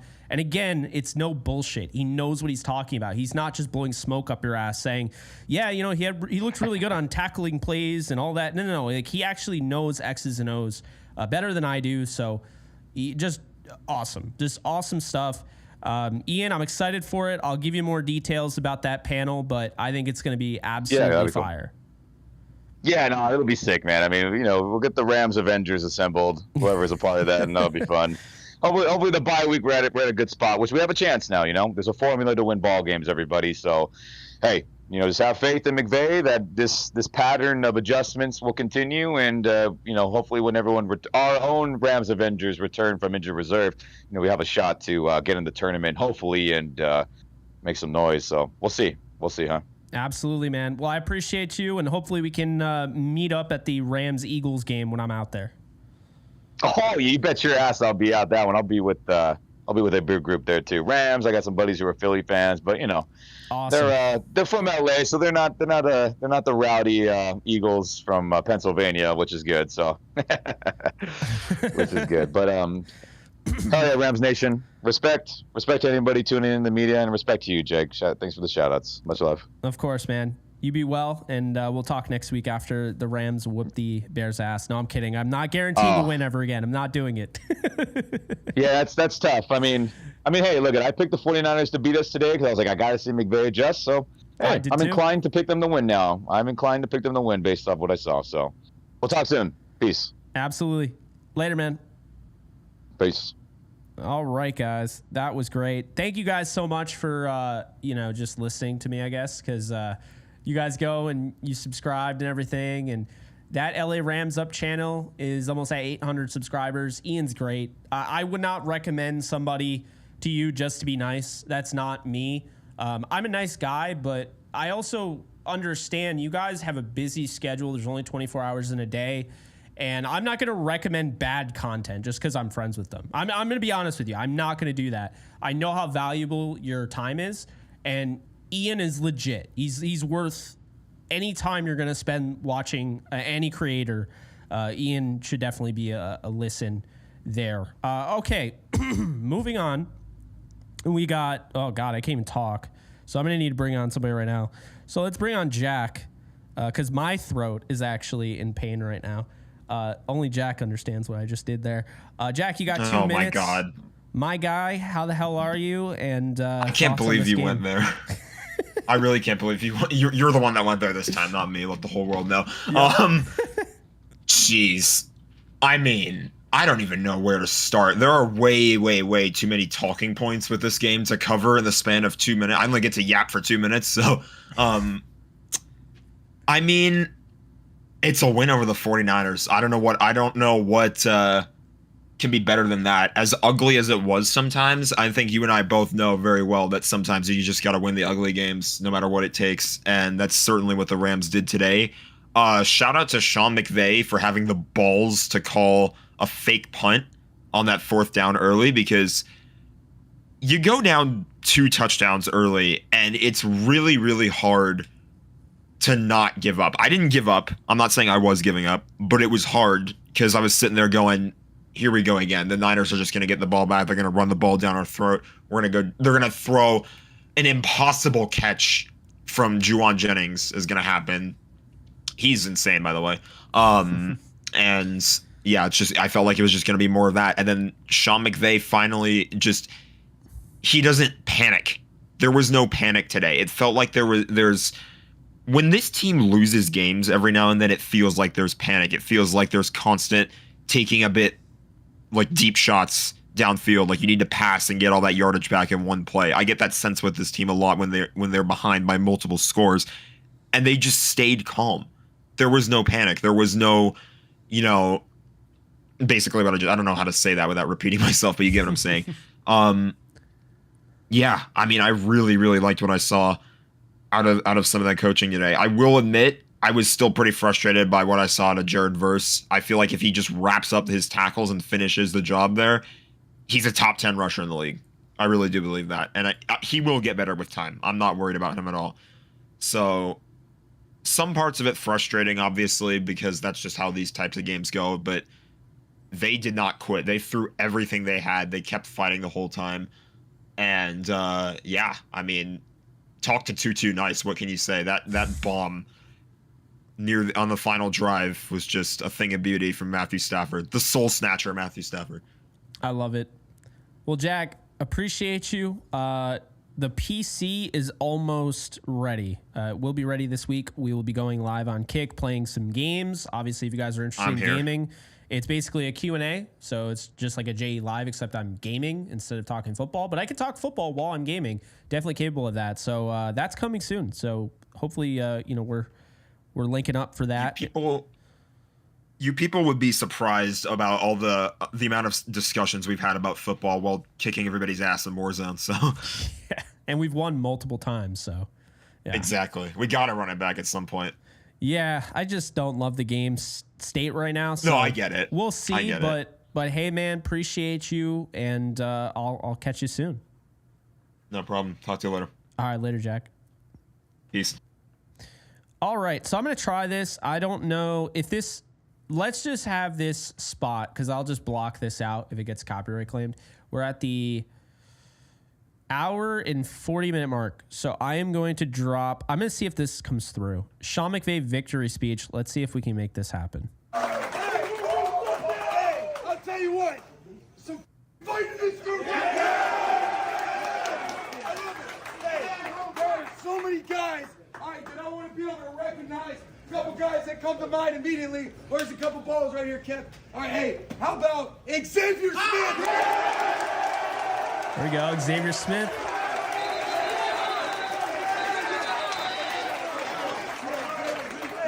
How about this guy just producing TD day in, day out, Kyron Williams?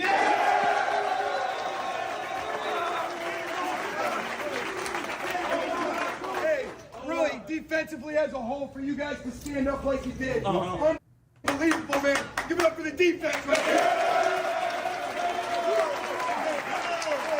We got two more that come to mind. All right, hey, where's Tutu at? Well, Yeah. 2-2. Hey, and last one. Hey, this guy play in, play out, sat in the pocket, made people.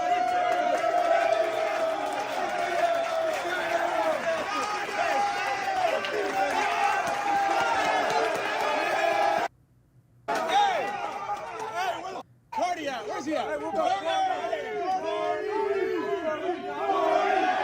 Stafford just gave the game ball to Cardi. Cardi.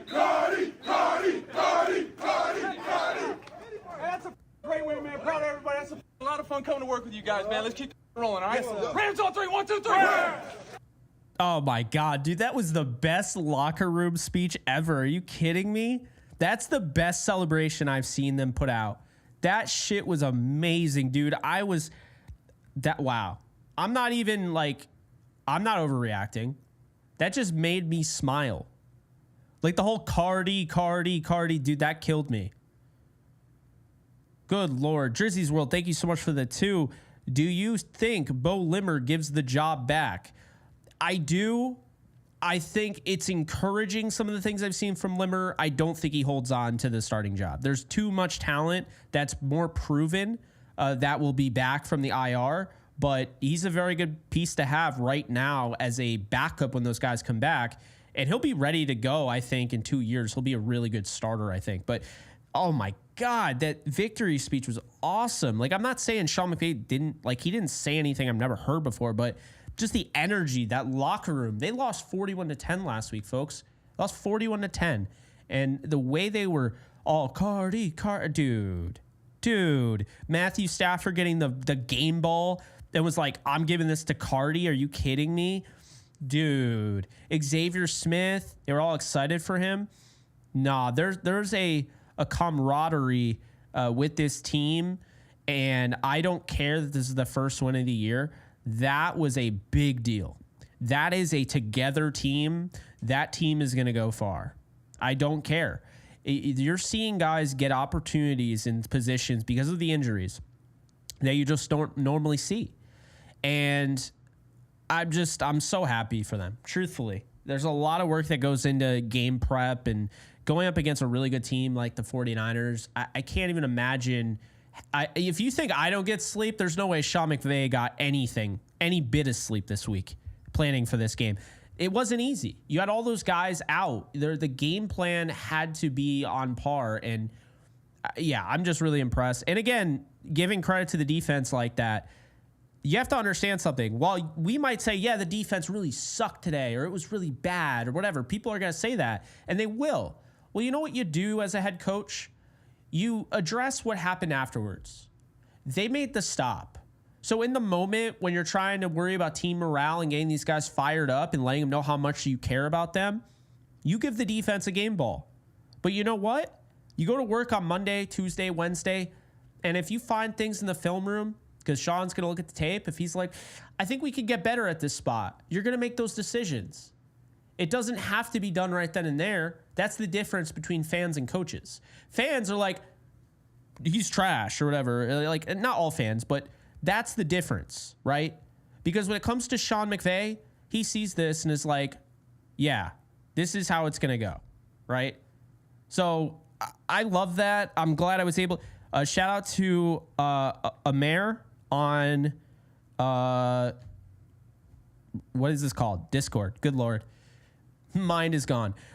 Discord, Amer with the post of that, because I was able to just easily put that audio in the live stream, which was great. So yeah, good stuff. Real good stuff. That was awesome. I'm glad he posted that. If he doesn't post that, I wouldn't have even bothered playing the audio. I would have watched it afterwards. So I'm glad I watched that, and you guys got to see my genuine reaction. What a game. All right.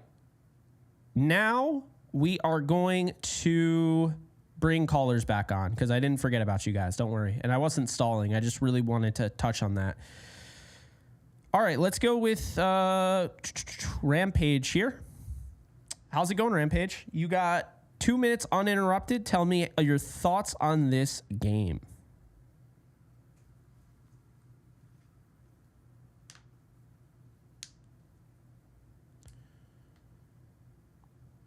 Can you hear me? I got you. You there? Yeah, hey, Jake. Hey, how's it going? Yes, I'm here. It's going good, man. Yeah, no. I don't know if you remember, but last week I called in after that horrible loss. I do. Arizona. And I told everybody, hey, calm down. We are going to be okay. We are going to beat the Niners. You know, obviously everybody had their eyebrows raised. And I even, when I said that, you were just like, I hope so, bro. Yeah. Everybody's skeptical. But I totally understand, but I never lost faith, and I know you didn't either, but obviously you do what you do, so I get why you had to say that. But I know deep in your heart of hearts you knew we were gonna win. But no, man, I love the resilience. I love the spot that our team had. It was amazing to see. Obviously there were some frustrating moments where you wish we had some plays back, but this team is who we thought they were, and we know that they're going to fight every single game, and I just love it, and I love watching it. And I did not expect anything less from this Sean McVay-led team. Stafford went out there knowing he doesn't have the rapport he had with Puka and Cooper Kupp with the other receivers, but he still went out there and gave it his all. And that I don't remember. It was one of the first drives he had with who was it? Not Whittington, but one of the receivers, where he threw it and the receiver didn't catch it, and he just kind of pointed at himself. He's like, yeah, that's my bad. Knowing he's like, okay, I know we haven't had that rapport, so I can't expect for you to catch that. Just that level of awareness and just being able to yeah, that was my bad. But he kept going. His whole team kept going. We, our defense stepped up when they had to step up, and we're only going to get better from here. We're just going to keep going. We're going to keep grinding, and I'm just so happy that we were able to beat this. And, the Niners are just going to be like, well, we didn't have our starters. Well, guess what? We didn't either. So you can't come at us with that crap, because we didn't have our starters either. So I just love our team, and I love Sean McVay. I love our team as a whole, and I think we're gonna surprise some people. We're not gonna be surprised, but everybody else is gonna be surprised. And I just love the fight that we have, and I just want to thank you again for everything that you do and everything that you pump out, because I know it's a grind for you as well. And I just want you to know, we appreciate it, man. And I hope we look forward to it every single day that you put out a video or put out a live stream. We're always there for you, bro. And I love our community, and I love this team, man. And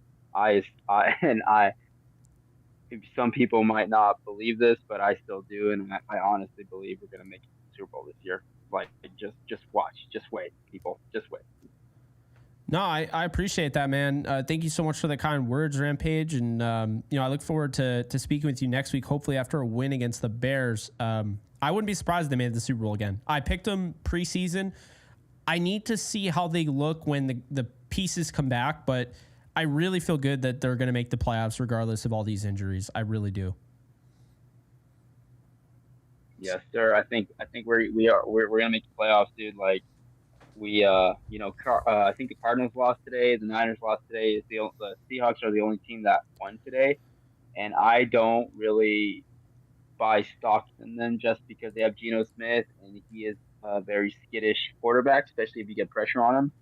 So I don't believe, if we have him face to face, he is going to be a huge threat. Obviously, if we take him for granted like any other quarterback, he'll dice you up. But I honestly believe if it came down to it, to the playoffs, if we face the Seahawks, I have no problems with, putting our faith in the Rams, when it comes to the Seahawks. But we're gonna be all right. We got the Bears next week. We're gonna take care of business. I love Caleb Williams just because USC is my college team and I root for USC. I was bummed out we lost against Michigan, but they fought hard. But you know what? NFL is a whole different thing. I wish Caleb Williams nothing but the best, unless he's playing against us.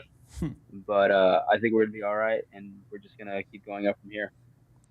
I love it, man. Well, hey, we'll talk soon, but appreciate you calling in and appreciate you in general. Yes, sir. Have a good night, Jake. Thank you. Absolutely. You take care. You too, buddy. Thank you. All right, I'm going to bring on another caller, but I just wanted to say real quick, because Rampage brought up a good point about the Seahawks. Yeah, they're 3-0, right? Give them their credit. They've taken care of business, but they barely beat the Broncos at home against a rookie quarterback. Rookie quarterbacks almost never win their first game, 26-20. They almost blew that. And they barely beat the Patriots on the road, 23-20, against a team that got absolutely clapped by the Jets. And they only won 24-3 to a Dolphins team that was down to Tim Boyle. If you're looking at the Seahawks as anything other than a pretender, I don't know what to tell you. I think they got a solid roster, and they're off to a great start, but they have an easy schedule. I mean, if the Dolphins have Tua in that game, I think the game is completely different. I'm not going to say, that the Dolphins, I'm not going to say that they win because it's a 24-3 ball game. I'm not going to say Tua decides the game, but I think it's way different. Next week, we'll see if the Lions actually want to come to play. They did not play against, they lost to Seattle last year. Pick 6 by Jared Goff. Hopefully he actually doesn't throw a pick 6 this time. The Giants game is after that for Seattle. I think they beat the Giants. The 49ers, I think, beat Seattle. So you'd be looking at, let's just say they're 4-2 at that point. They play in Atlanta. I'd say 4-3. They lose to the Bills, I think, would be 4-4. I think they lose to the Rams. That'd be 4-5. Then they have the 49ers again, potentially 4-6. And then you have the Jets in New York. You also have, in New Jersey. You have the Cardinals almost back-to-back because the Jets are in between that. The Packers, the Vikings, the Bears, and the Rams to wrap up the season. Here's the thing, okay? Because I see people who are already like, yeah, I'm a little worried. Seattle got off to a great start. They might win this division. They're not winning the division. Okay, they're not winning the division. They're not that good. Congrats on McDonald for beating McDaniel. Congrats to him getting 3 wins. But the Seahawks don't scare me. They just don't. I need to see them beat a legitimate team that has a starting quarterback that isn't injured. I mean, of course they were going to beat Skylar Thompson, but when Tim Boyle came in, are you kidding me? 0 chance. 0. But again, the way they finished the season, Seattle's going to prove how good they really are. That is not an easy schedule because they have a run. Pretty much the Giants is the only easy game on their schedule. It's Lions, Giants, 49ers, Falcons, Bills, Rams, 49ers, Cardinals, Jets, Cardinals, Packers, Vikings, Bears, Rams. That is a tough schedule. They got the easy part out of the way. Then yes, they're in the best shape that you could be through 3 games, but I just don't think it's not good for them. I really don't think they're in a good shape right now. They'll probably win the Giants game, and they'll probably steal some of these, don't get me wrong, but if the Cardinals are legit, this schedule is going to be really tough. That's the thing. If the Cardinals turn out to be a legit football team, this is going to be really tough for Seattle. Really tough. So that's what I'll say about that. And before we have another call in, I just want to point this out. Tim Boyle went 7 of 13 for 79 yards on this team. Skylar Thompson went 13 of 19 for 107. He was sacked 5 times. It wasn't good today. Geno threw 2 picks. You know, I'm not going crazy over this team. I'm not going to do it. So, yeah. I like that Miami almost like petty decided to play D. Eskridge against his former team. That I find funny. But yeah, if you guys are worried about Seattle, yeah, maybe they could end up turning into something. I wouldn't be shocked if they did. But just like let's be honest here, okay? Seattle hasn't played anybody. We don't know how good the Seattle Seahawks are. So that's where I'm at, right? We also don't know who's good and who's bad. The NFL's weird. It's 3 games in. This is why I told you not to give up on the Rams, because we don't know. Nothing's guaranteed. Anyway, let's go. Shout out to Falco. I'm actually going to put you in now. You're going to get to talk because you just posted a GIF. I see it in Discord with the Ultra Instinct Goku. So, Falco, you just won me over with that. Wait, hold on. There we go. Sorry, I was muted. No worries. But how you doing, buddy? I'm doing good. Yo, that was one of the most exciting regular season games I've seen in a long time. Like, from the fake punt to the stressful ending on that lateral play the Niners decided to pull off on the last second of the game, that was stressful, to just everything. Now, I get it, the defense had its flaws at the first half. The second half, I think the defense played really well, all things considering. We only allowed them to score like 7 points in the second half, which props to them on adjusting. And props to Matthew Stafford. Okay, without Matthew Stafford, we lose this game, period. Matthew Stafford was the only quarterback, maybe outside Patrick Mahomes, who could pull back that comeback. That's true. Like the disrespect Matthew Stafford still gets to this day. All about the trade rumors with him and Bryce Young. Like, what the fuck are we doing? Sorry for cursing, but like, I get it. Just the baffling stuff people say, man. But I'm very happy about the win. We need to improve on defense, especially on tackling, but that will improve over time. This defense is very young still. We have a rookie DC, which I know some people want him fired, but he's fine. Shulas, I think, is a fine DC for now. And the offense showed out today. And I think Tutu Atwell deserves all our respect once again. That's pretty much all I have. I agree, man. I absolutely agree. Tutu Atwell deserves a ton of credit. And I said it before, and I'll say it again. Tutu Atwell deserves credit, not just what he's done on the field, but how he's been a professional about this. It has not been easy. He probably thought when he was drafted in the second round, he was going to get opportunities to be the starter. He has not gotten those opportunities at all. He is not utilized the way he should be. But yet, he hasn't bailed on this team. There are other, there's a second round pick that wanted out. He started today for the Texans. I'm just saying. Yeah. So he chose not to go that route. He's been a team player. He's still here, and I hope he gets an extension. And I hope so too. When I say extension, I'm not saying he's going to get the bag, but if he's down to at this point in his career where he's only going to get a 1-year deal or 2-year deal, whatever, I hope it's with the Rams. Yeah. And then honestly, like one of the more underrated qualities about Tutu Atwell, he can draw defensive pass interference. Like, no, he's great at that. Yeah.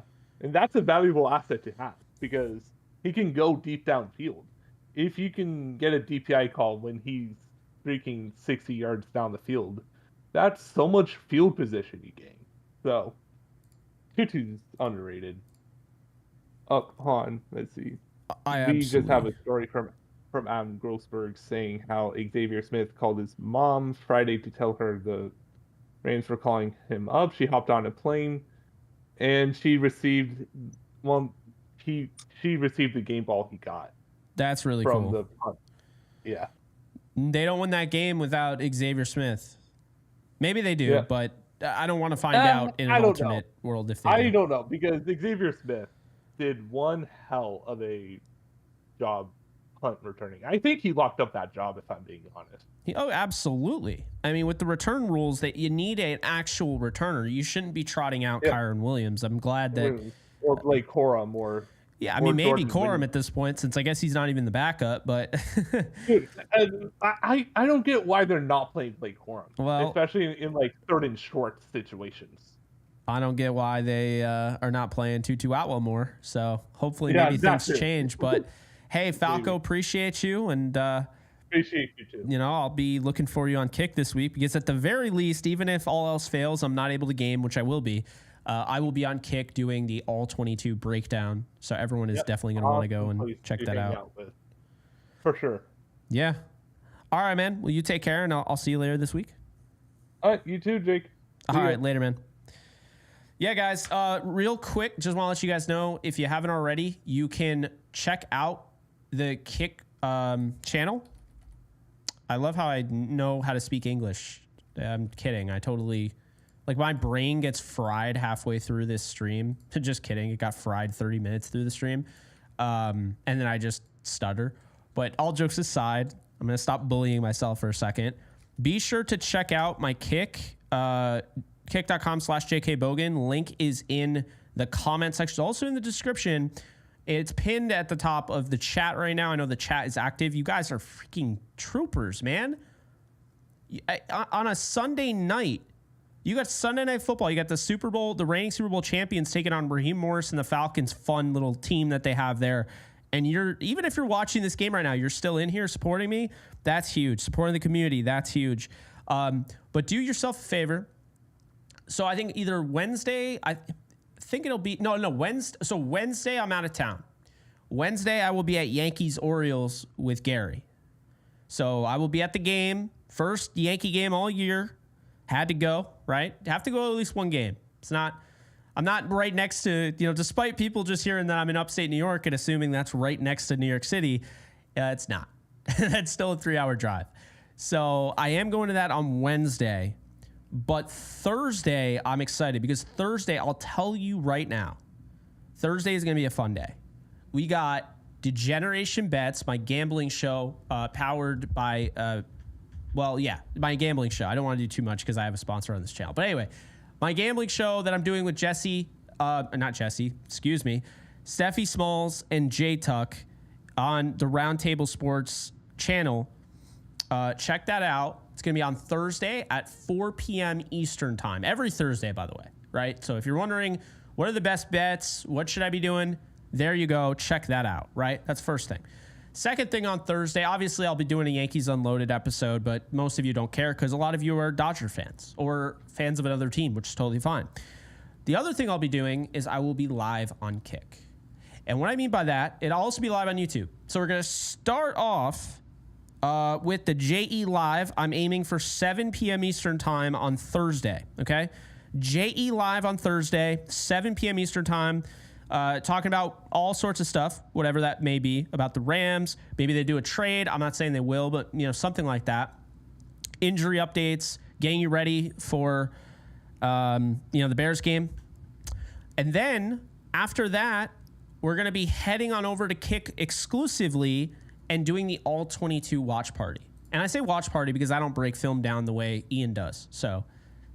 But anyway, check out. The link is in the chat right now. It is free. It'll take you 2 seconds. Not really, it'll probably take you 2 minutes.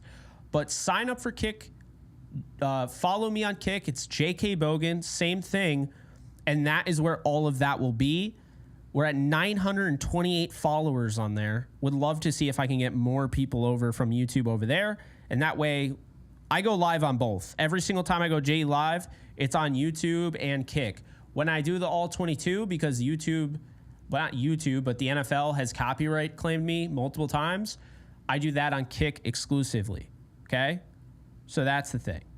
That was a lot of talking. I still got people to have come on the show. Downtown Rams is going to hit twice this week, so look out for that. I think I got everything. I'm pretty sure I got everything. And then on Thursday. It should be Thursday or Friday. I think maybe Friday. Off the Edge with Cameron Lynch, and we just go over the NFL games and all that. So, yeah. Appreciate you guys. That was a lot of talking, and now let's give myself a break and let's bring on Rusty. Rusty, I'm trusting you. 2 minutes. Let's try not to have me lose my sponsor now, shall we? Because I know you love running that mouth. So no, I'm messing with you. But yeah, how's it going, man?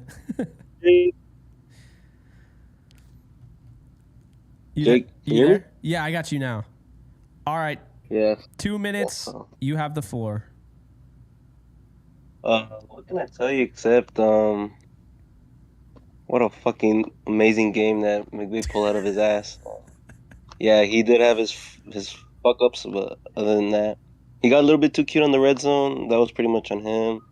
Stafford held on. I was so happy, and thank God Alaric was back because the O-line felt very different. Like, I don't know how to explain it. Like, the left sides, and the left and the right side of Stafford were really good. The interior, they're holding it down until everyone gets healthy, but they played really well, and I didn't hear anything of Bosa.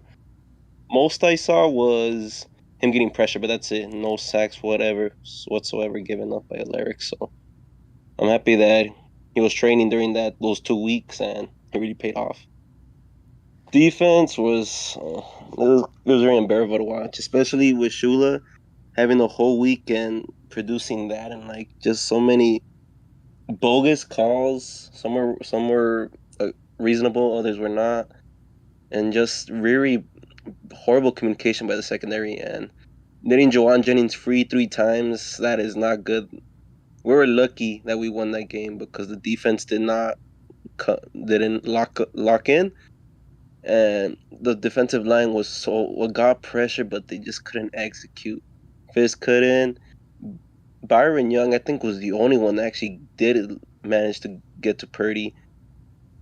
Fisk was all over the place, but Jared Verse almost got there, but of course, he just can't finish. That's the thing, too. The D-line has to finish. Linebackers, I'm still worried about. I'm kind of getting, I feel meh about Reader now, but Roseboom, I just can't see him no more, Jake. I'm sorry. He's I don't know. It's just, he doesn't, like, move the needle for me. I was just hoping that we get a different type of rotational player like Hummer or Spates, but until that happens, we'll change. But other than that, really happy we won, and I hope you're ready to talk your shit because the round table was dogging you, and I can't wait for you to talk smack to everyone else. And really solid win. I'm ready for next week, and hopefully we can kick the Bears' ass, but one game at a time. Yeah, no, absolutely, man. I appreciate you coming on. You did cost me 4 sponsors. No, I'm kidding. But it's so funny because I was like, all right, keep it clean. And he just starts dropping F-bombs. Hey, Jake, I was happy when the Niners win, when we win against the Niners, after them being insufferable for like so many times we played them. Finally got our payback, and we beat them in the most embarrassing way. And shout out to Kitchens for knocking some sense into Mr. I'm overpaid Ayuk. Oof. And Alaric talking his smack. I love that. When Alaric was talking his smack to Ayuk, he was like whining to the refs. I'm so happy he's back. But yeah, so yeah, let's get ready for next week and go Rams. Hell yeah, man. I appreciate you calling in, Rusty, and you have a great week, man. We'll talk next week. Thanks. All right. Still alive. We don't have I should be fine, guys. We'll see if I am. Maybe I get a talking to or whatever. Tyler, thank you so much for the 25, man. Really appreciate you. For some reason, membership gifting is not working. However, Trey White needs to be on the hot seat. He is getting by way too much.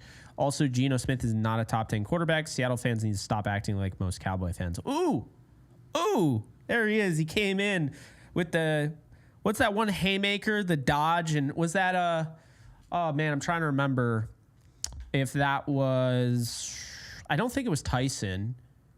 Was Mike Tyson's haymaker where he like dodged, like he like ducked and then he went like that? Like who was the one that had the hook but he ducked and did that.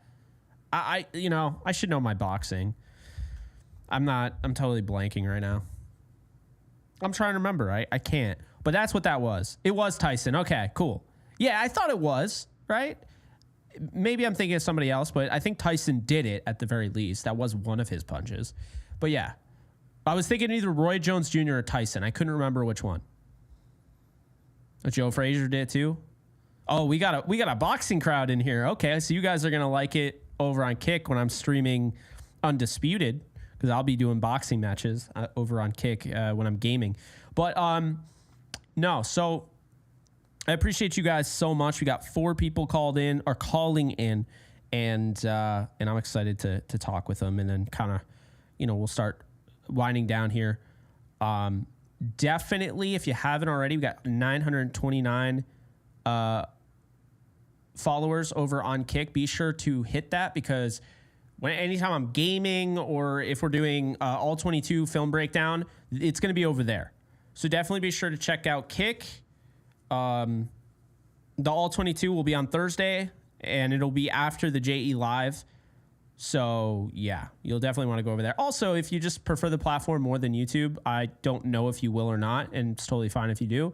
Then watching over there, you can also, all the live streams are going to be there as well. So that is that. Now let's move on here. We got Adam. I don't know if Adam is new or not. I can never tell because you guys keep changing your names. But Adam, how you doing? Hey, I'm doing good. How about yourself, brother? Good, man. Are you a first-time caller? I just have to ask. Actually, yes, I am. I've been watching for a while now, and I was like, I'll just give it a shot. And hell yeah, I love it. All right, I'm gonna give you the floor. It's cool. I'm glad I got to talk to you. I'm gonna give you the floor. 2 minutes uninterrupted, and go. All right, likewise.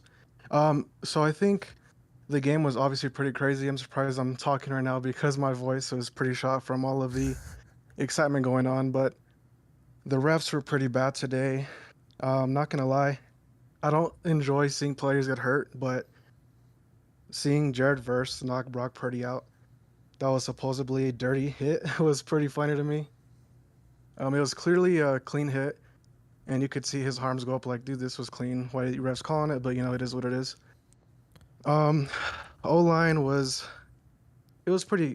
decent today. Stafford got sacked, I think, 1 or 2 times maybe, if I don't recall. But Ayuk was absent. Bosa was absent. Tutu popped off. And what I love about the Rams is, like, you have all these players that are hurt, but yet you have all these people who are ready to play and show them what they're about. It's a next man up league. And knowing that the Rams have a backup or backups that are able to just show up and get the job done is pretty good feeling to have. Because there's a lot of teams out there who have backups and then it's time for them to show up and they don't do it. So pretty confident in that area. And then after the win, I was pretty excited to see the Sean McVay, the after, what is it called? Like the little hype meeting they have after the game. Oh yeah. And then I was able to just hear it through your stream. So I was like, okay, 2 birds, 1 stone. But dude, that energy, like you said, it's so hyped. Like I can only imagine being in that huddle. And they're like, Cardi. And yeah, we have a kicker now. So, it's pretty good as well because, we struggled the past years. And then Jake Moody missing that field goal was pretty big. Yeah, absolutely, man. Jake Moody missing a field goal that he has hit many times before. Totally agree with you there. Really appreciate you calling in. And I'm glad first-time callers get me hyped because I love people recurring, but that means I'm reaching out to new people. So you said you've been watching for a while, though, so I want to give you credit for that. And I'm glad you're now a part of the Discord community. Hope you stay a while. Thanks, Jack. I appreciate you, man. And your hard work doesn't get unnoticed. Every time you post a video, I just pop a AirPod in before work, and then I just hear you guys, you and Alexis, just talk about everything. But yeah, man, I appreciate you. Keep working hard and keep grinding. And I'll see you later, brother. Sounds good, man. Thank you so much for the kind words. I appreciate it, and I will hopefully see you next week. Yep, I'll see you later, brother. You be safe. All right, later. Later. All right, guys, we got 3 more here. We're going to go with Darth Dudicus, Mo Mitch, and then we'll wrap it up with Chach. All right. Darth, how you doing, man? You got 2 minutes uninterrupted. Your thoughts on the Rams 27-24 win over the 49ers? I'm doing good, Jake. How are you? I'm great, man. Can't be. Oh my. There's no negativity coming off me after that win. Oh my goodness. I'm still stunned of what I just witnessed after looking because honestly, when I saw it was 14-0, I just felt like, is this gonna be week 2 all over again where we get blown out again? But I mean, I know the defense wasn't great. It still needs work, but I mean, like you said, I mean, it's just, when they needed to make plays, they did, and they could have gotten a lot of sacks, just couldn't finish. It felt like they were also getting pressure on Kyler Murray too the last week, but they just couldn't wrap it up and finish. That's what they need to work on and get those sacks. But my goodness, Matthew Stafford is just amazing. Why do people keep bashing on him? He's an amazing quarterback. I mean, I want that guy when the game is on the line to get that team into a game-winning drive. Kyron Williams is just an amazing running back with a banged up O-line. Tutu Atwell, I mean, great catches and a great throw by Stafford, and Cardi is just the guy. It feels good not having to worry about field goal kickers anymore. I agree with that. But man, this team is fighting, and before when I looked at the schedule and that, when I saw the first 5 games, I was like, man, this is a tough first 5 games. And I was thinking that the Rams could be either 3-2 or 2-3 heading to the bye. Yeah. That's the name of the game. If they get to 2-3 before the bye, even right now, it would feel like a disappointment. Because they went 1-1, but 1-1 is not bad going into the bye. You need to at least have 2 wins, I think, and then you're fine. Yeah, especially with Cup and Puka out. I was scared because I was thinking, man, if we lose this game, I was honestly nervous that we would be only 1-4. Because I thought the Bears we could definitely beat. The Packers have had our numbers, and the Packers is tough, especially with Jordan Love probably going to be playing. But yeah, it's tough. It's not easy, but yeah, I think if we can win at least one more, maybe be able to beat the Packers. I think we can beat the Packers, but it's not going to be easy, especially if Cooper Kupp doesn't return. Yeah. No, that could be a problem. But we'll see what ends up happening. Darth, really appreciate you calling in, being consistent with that too, because you call in most weeks. Obviously not when there's no call-in show, but most weeks, and I appreciate it. Well, and of course I didn't call in on the Lions and Cardinals game. Definitely not the Cardinals game. Oh yeah, but you were there. You were there all of last week, all of last year. So wanted to give you props for that. Oh, just one quick thing actually. So you're gonna be at the Jets game, right? I would be shocked if I wasn't at the Jets game. I'd be absolutely shocked. Because actually, my whole family we're actually going to be at New York during Christmas time. So so I will be at that game, and I would absolutely love to somehow find a way to meet up with you. Absolutely. At that game. Would love to meet up. Yeah, no, I'd love that. I met up with quite a few people last year, and they would stop me. I was just going and getting concession. They're like, oh, hey, can I get a picture? I was like, yeah. So, Yeah, absolutely, man. We'll be in touch closer to the game. Just definitely let me know. There is a Ramley meetup spot on the Discord, so definitely just post that in there. I'll be looking at that on game days. Okay. All right. I will. All right. So I'll see you next week. Sounds good. Yep. All right. Take care, man. All right.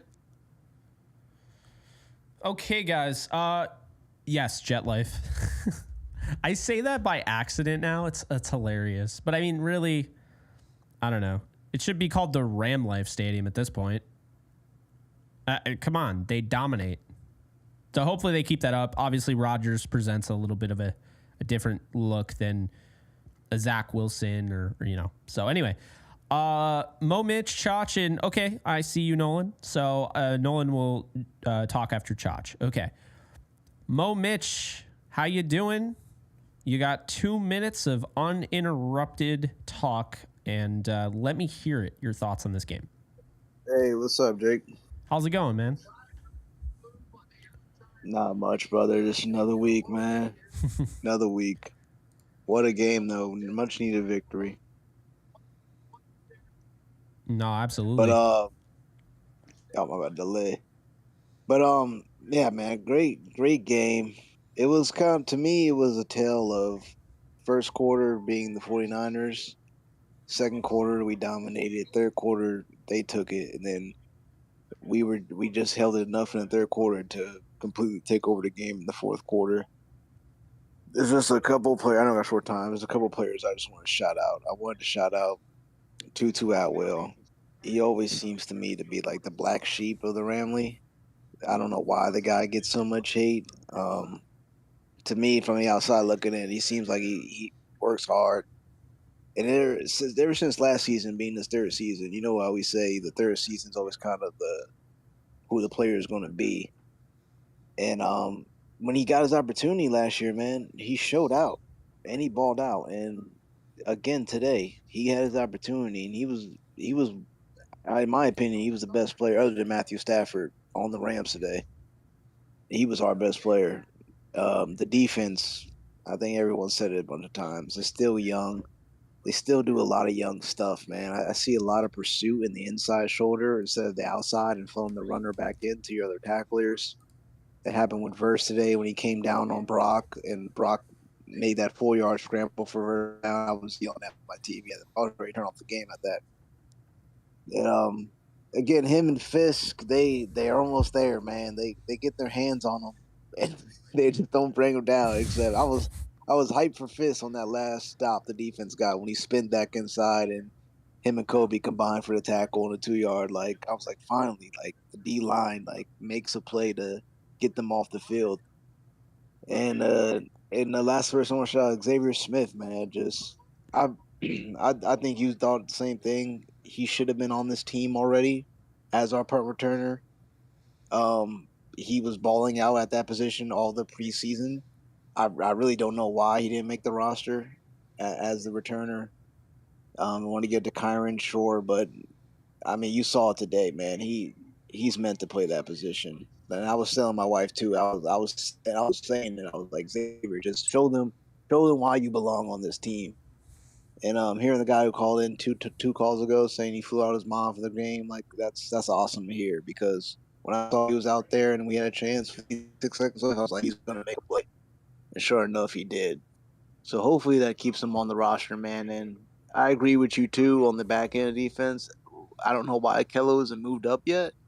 This again was another terrible Trey White game. If we lost this game, we definitely will be calling for Trey White's head. He played a little bit better, but I mean, there was some calls there and there was some low coverages there where you're still like, man, yeah, we shouldn't have paid him. We should definitely paid it. Kello should have his money. They need to switch paychecks.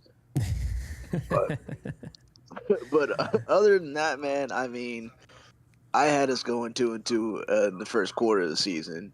I had us losing to this game and the Lions, but beating the Arizona and Bears. And with that being said, that still can happen with us going to the Bears next week, who they're not looking good. Defense is awesome. Definitely at home, they're going to be good, but I think McVay learned, like, use this 2 tight end set more. That was it won the second quarter and it won the fourth quarter. It unlocked Kyron. The running lanes were there more. Use the 2 tight end set more until Cup and Poop can get back. You can do what you want. Then you're 11 personnel. But right now, 12 personnel is probably the best thing for the offense moving forward until you get your guys back. That's just my opinion. But love what you do, Jake. I mean, I've watched all your videos all week, man. You know, I call in every weekend, and I love how you kind of pick me last because I'm just watching the tape right now, man. I tell you, I'm a tape head. And another player I want to shout out to who needs more snaps is Tyler Davis. Yes. Helped out our run defense a whole lot. I'm seeing that watching it back again because he got more snaps in the second half, and we pretty much we shut down Jay Mason. He wasn't doing what he did the first 2 weeks of the season. No, you're right. I mean, 4.1 yards per carry is not a bad day at the office, but considering what we saw to Jordan Mason the first 2 games of the year, and people saying I think he's just going to have 180 yards and maybe even score 3 touchdowns. I was very impressed with that as well. But Mo, Mitch, appreciate you. I appreciate the kind words as always, and look forward to talking with you next week, hopefully after a win over the Bears. Yeah, brother. You have a good night, man. You too. Take care. All right. All right. Let's see now. Hey, Chach, how you doing? I'm doing okay. I don't know. I'm just disappointed with my Cowboys. We couldn't stop the run. I'm like, oh, not again. Not this year, God. And then I just don't know. I don't know what's wrong with my team. And the offense doesn't look good. I'm like, and I agree with Heard that we don't have, I mean, we only have one great receiver. The other ones are good, but Jesus. If we had 2 or 3 more good receivers and maybe if our defense could stop the run, we would be better. I'm like, I just don't know what Jerry Jones is doing sometimes. Do you do you think that so that's why I have a love-hate relationship. I told him today, I just hope you croak, dude. I love you, but you need to go. Like, you let Jerry Jones let Jimmy Johnson go, and I'm like, I think we're cursed for life. Damn it. Sorry to say. Yeah. Well, I mean, we'll see. There's a lot of time between now and then. I do think they missed out when they lost Dan Quinn. They probably should have promoted him to be the head coach and all that. But I have to ask, because of course, you know, this is a Rams channel and I appreciate your support. What were your thoughts on the Rams and 49ers game, if you don't mind me asking? Oh, when I was in the group watching it, and I was like, okay, so like when the punt return happened, I was like, okay, so then Stafford's gonna get the ball. What is he gonna do with it? I was like, okay, don't make any mistakes. For one, he didn't. I do have the running back on one of my fantasy teams, so I was happy with his performance. You had Kyron Williams? Yes. Okay. That's a good running back to have on your fantasy team. Right, but like a moron, I didn't put him in. I'm like, oh, you gotta be kidding me. I'm like, I looked at myself. Oh, you moron. I didn't even put him in my lineup. I was like, I was disappointed in myself. But in some of my other leagues, I do have him in. So he did do well for me. So I was really happy and like, good job. Yeah. And well, what's his name for the 49ers when that guy was draped all over him? He just caught it. I'm like, what? I'm like, are you sure about this? Like, are you sure he caught it? I was like amazed with him. I'm like, your Rams couldn't stop him. I'm like, guys, come on. Jennings? I'm like, yes, Jennings. I'm like, you're mistackling. I'm like, oh, come on, guys.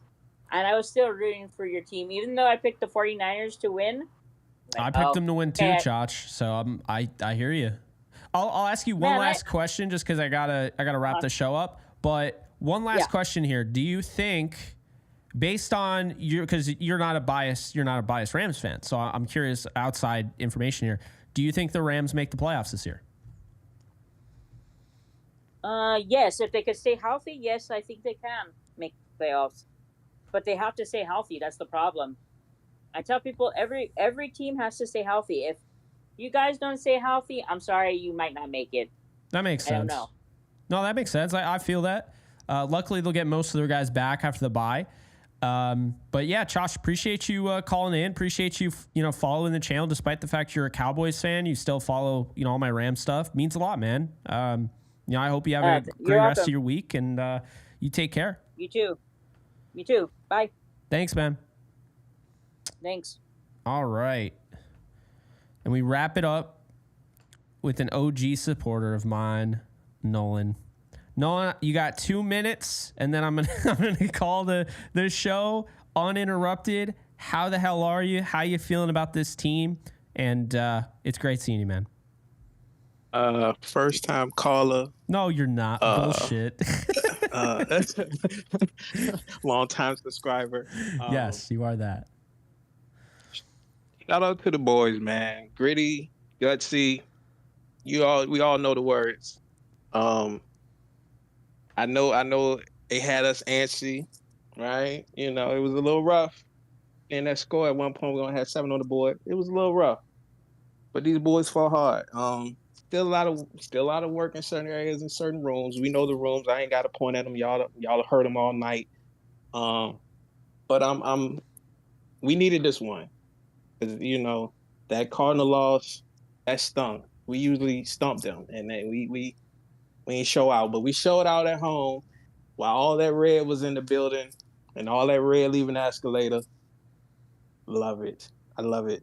I know I got less than 2 minutes left. What else? Stafford is a dog. Glock 9 is a dog. McVay is a dog.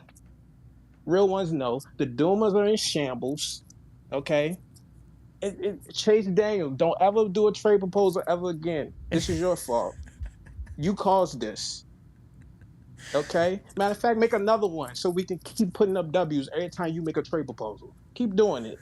We see you with your brain rot. What else? Hey, Playboy Cardi, the kick. Come on, man.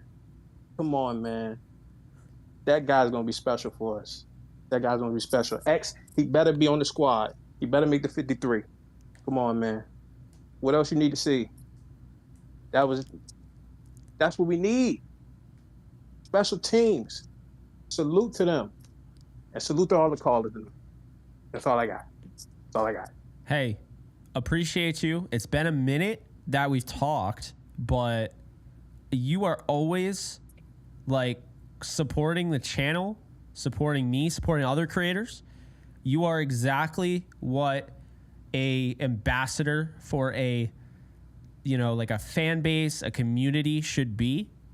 And I just can't stress enough how much I appreciate you as not only a friend, but just as somebody here in the community, a great moderator. You keep shit in line, but you have some fun, and there's nobody in the history of the world that tells people to hit the like button more than my guy Nolan. Hey, man, we got to get them likes up, man. They know the deal. They know what the time it is here. They've been here before. Absolutely, but I appreciate you, man. They love when you go live. You gotta hit the thumbs up. It's right there. I know. Just do it. I hear it's you. Free.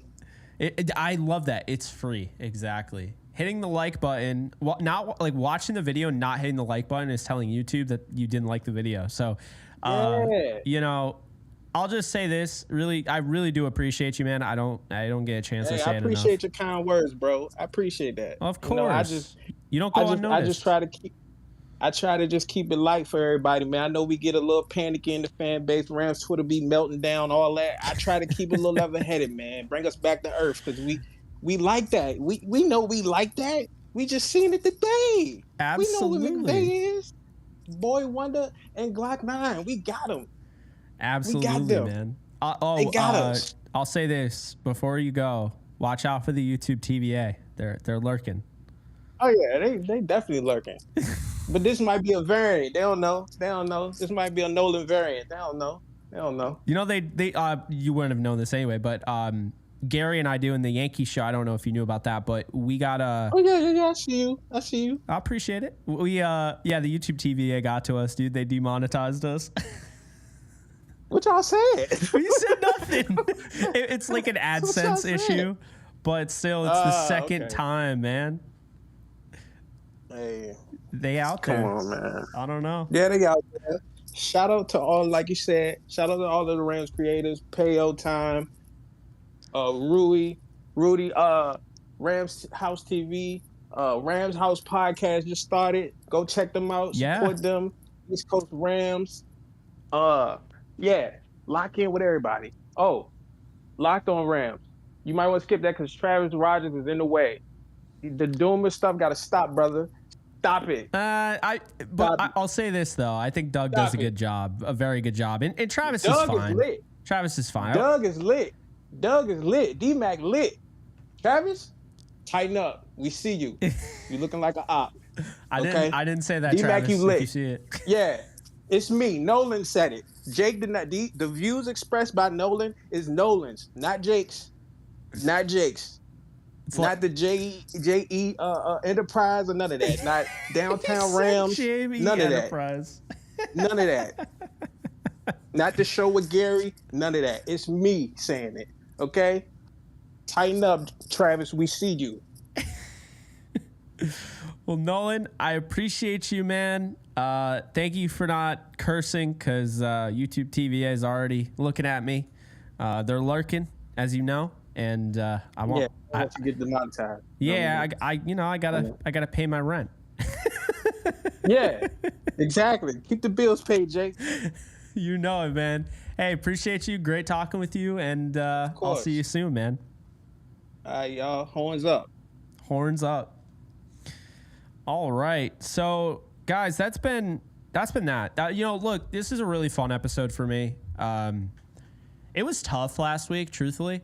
Because the problem is when the Rams lose, you guys don't leave, but a lot of people do. And they just check out and they don't watch any of the videos. So the views were really down last week.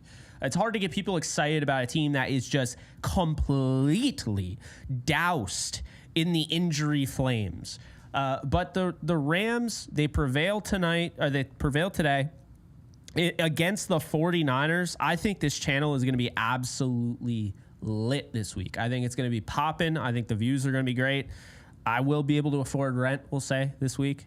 I'm just making fun of it. Honestly, guys, it's all good.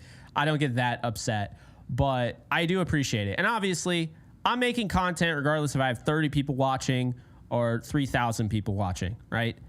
But it really feels better when you're making content when 3,000 people are watching. It just does. So appreciate you guys for continuing to bring the fire, the heat, the energy, other synonyms that would go with energy. And we will be the juice, the gas. All right, I'm done. The diesel. Okay, now I'm done. We will be back tomorrow. Content, videos, stuff like that. Live streams, we'll see. I might want to go live a little bit more this week, but we'll see. We'll see how it works out. We'll be monitoring all the injury news, all the transactions, guys coming off the practice squad, cough, cough, hopefully Kella Witherspoon, all of that. So excited to do it. Wouldn't want to do it with anybody else except for you guys. You guys are a fantastic community. I'm lucky to have you. I do not take you for granted. And I would just ask, before you leave, be sure to hit that like button, subscribe if you haven't already on your way out. And you can follow me on all social media at JKBogey, including Instagram, TikTok, Twitter, and Kick. So that's Instagram, TikTok, Twitter, and Kick. Okay, I said that correctly.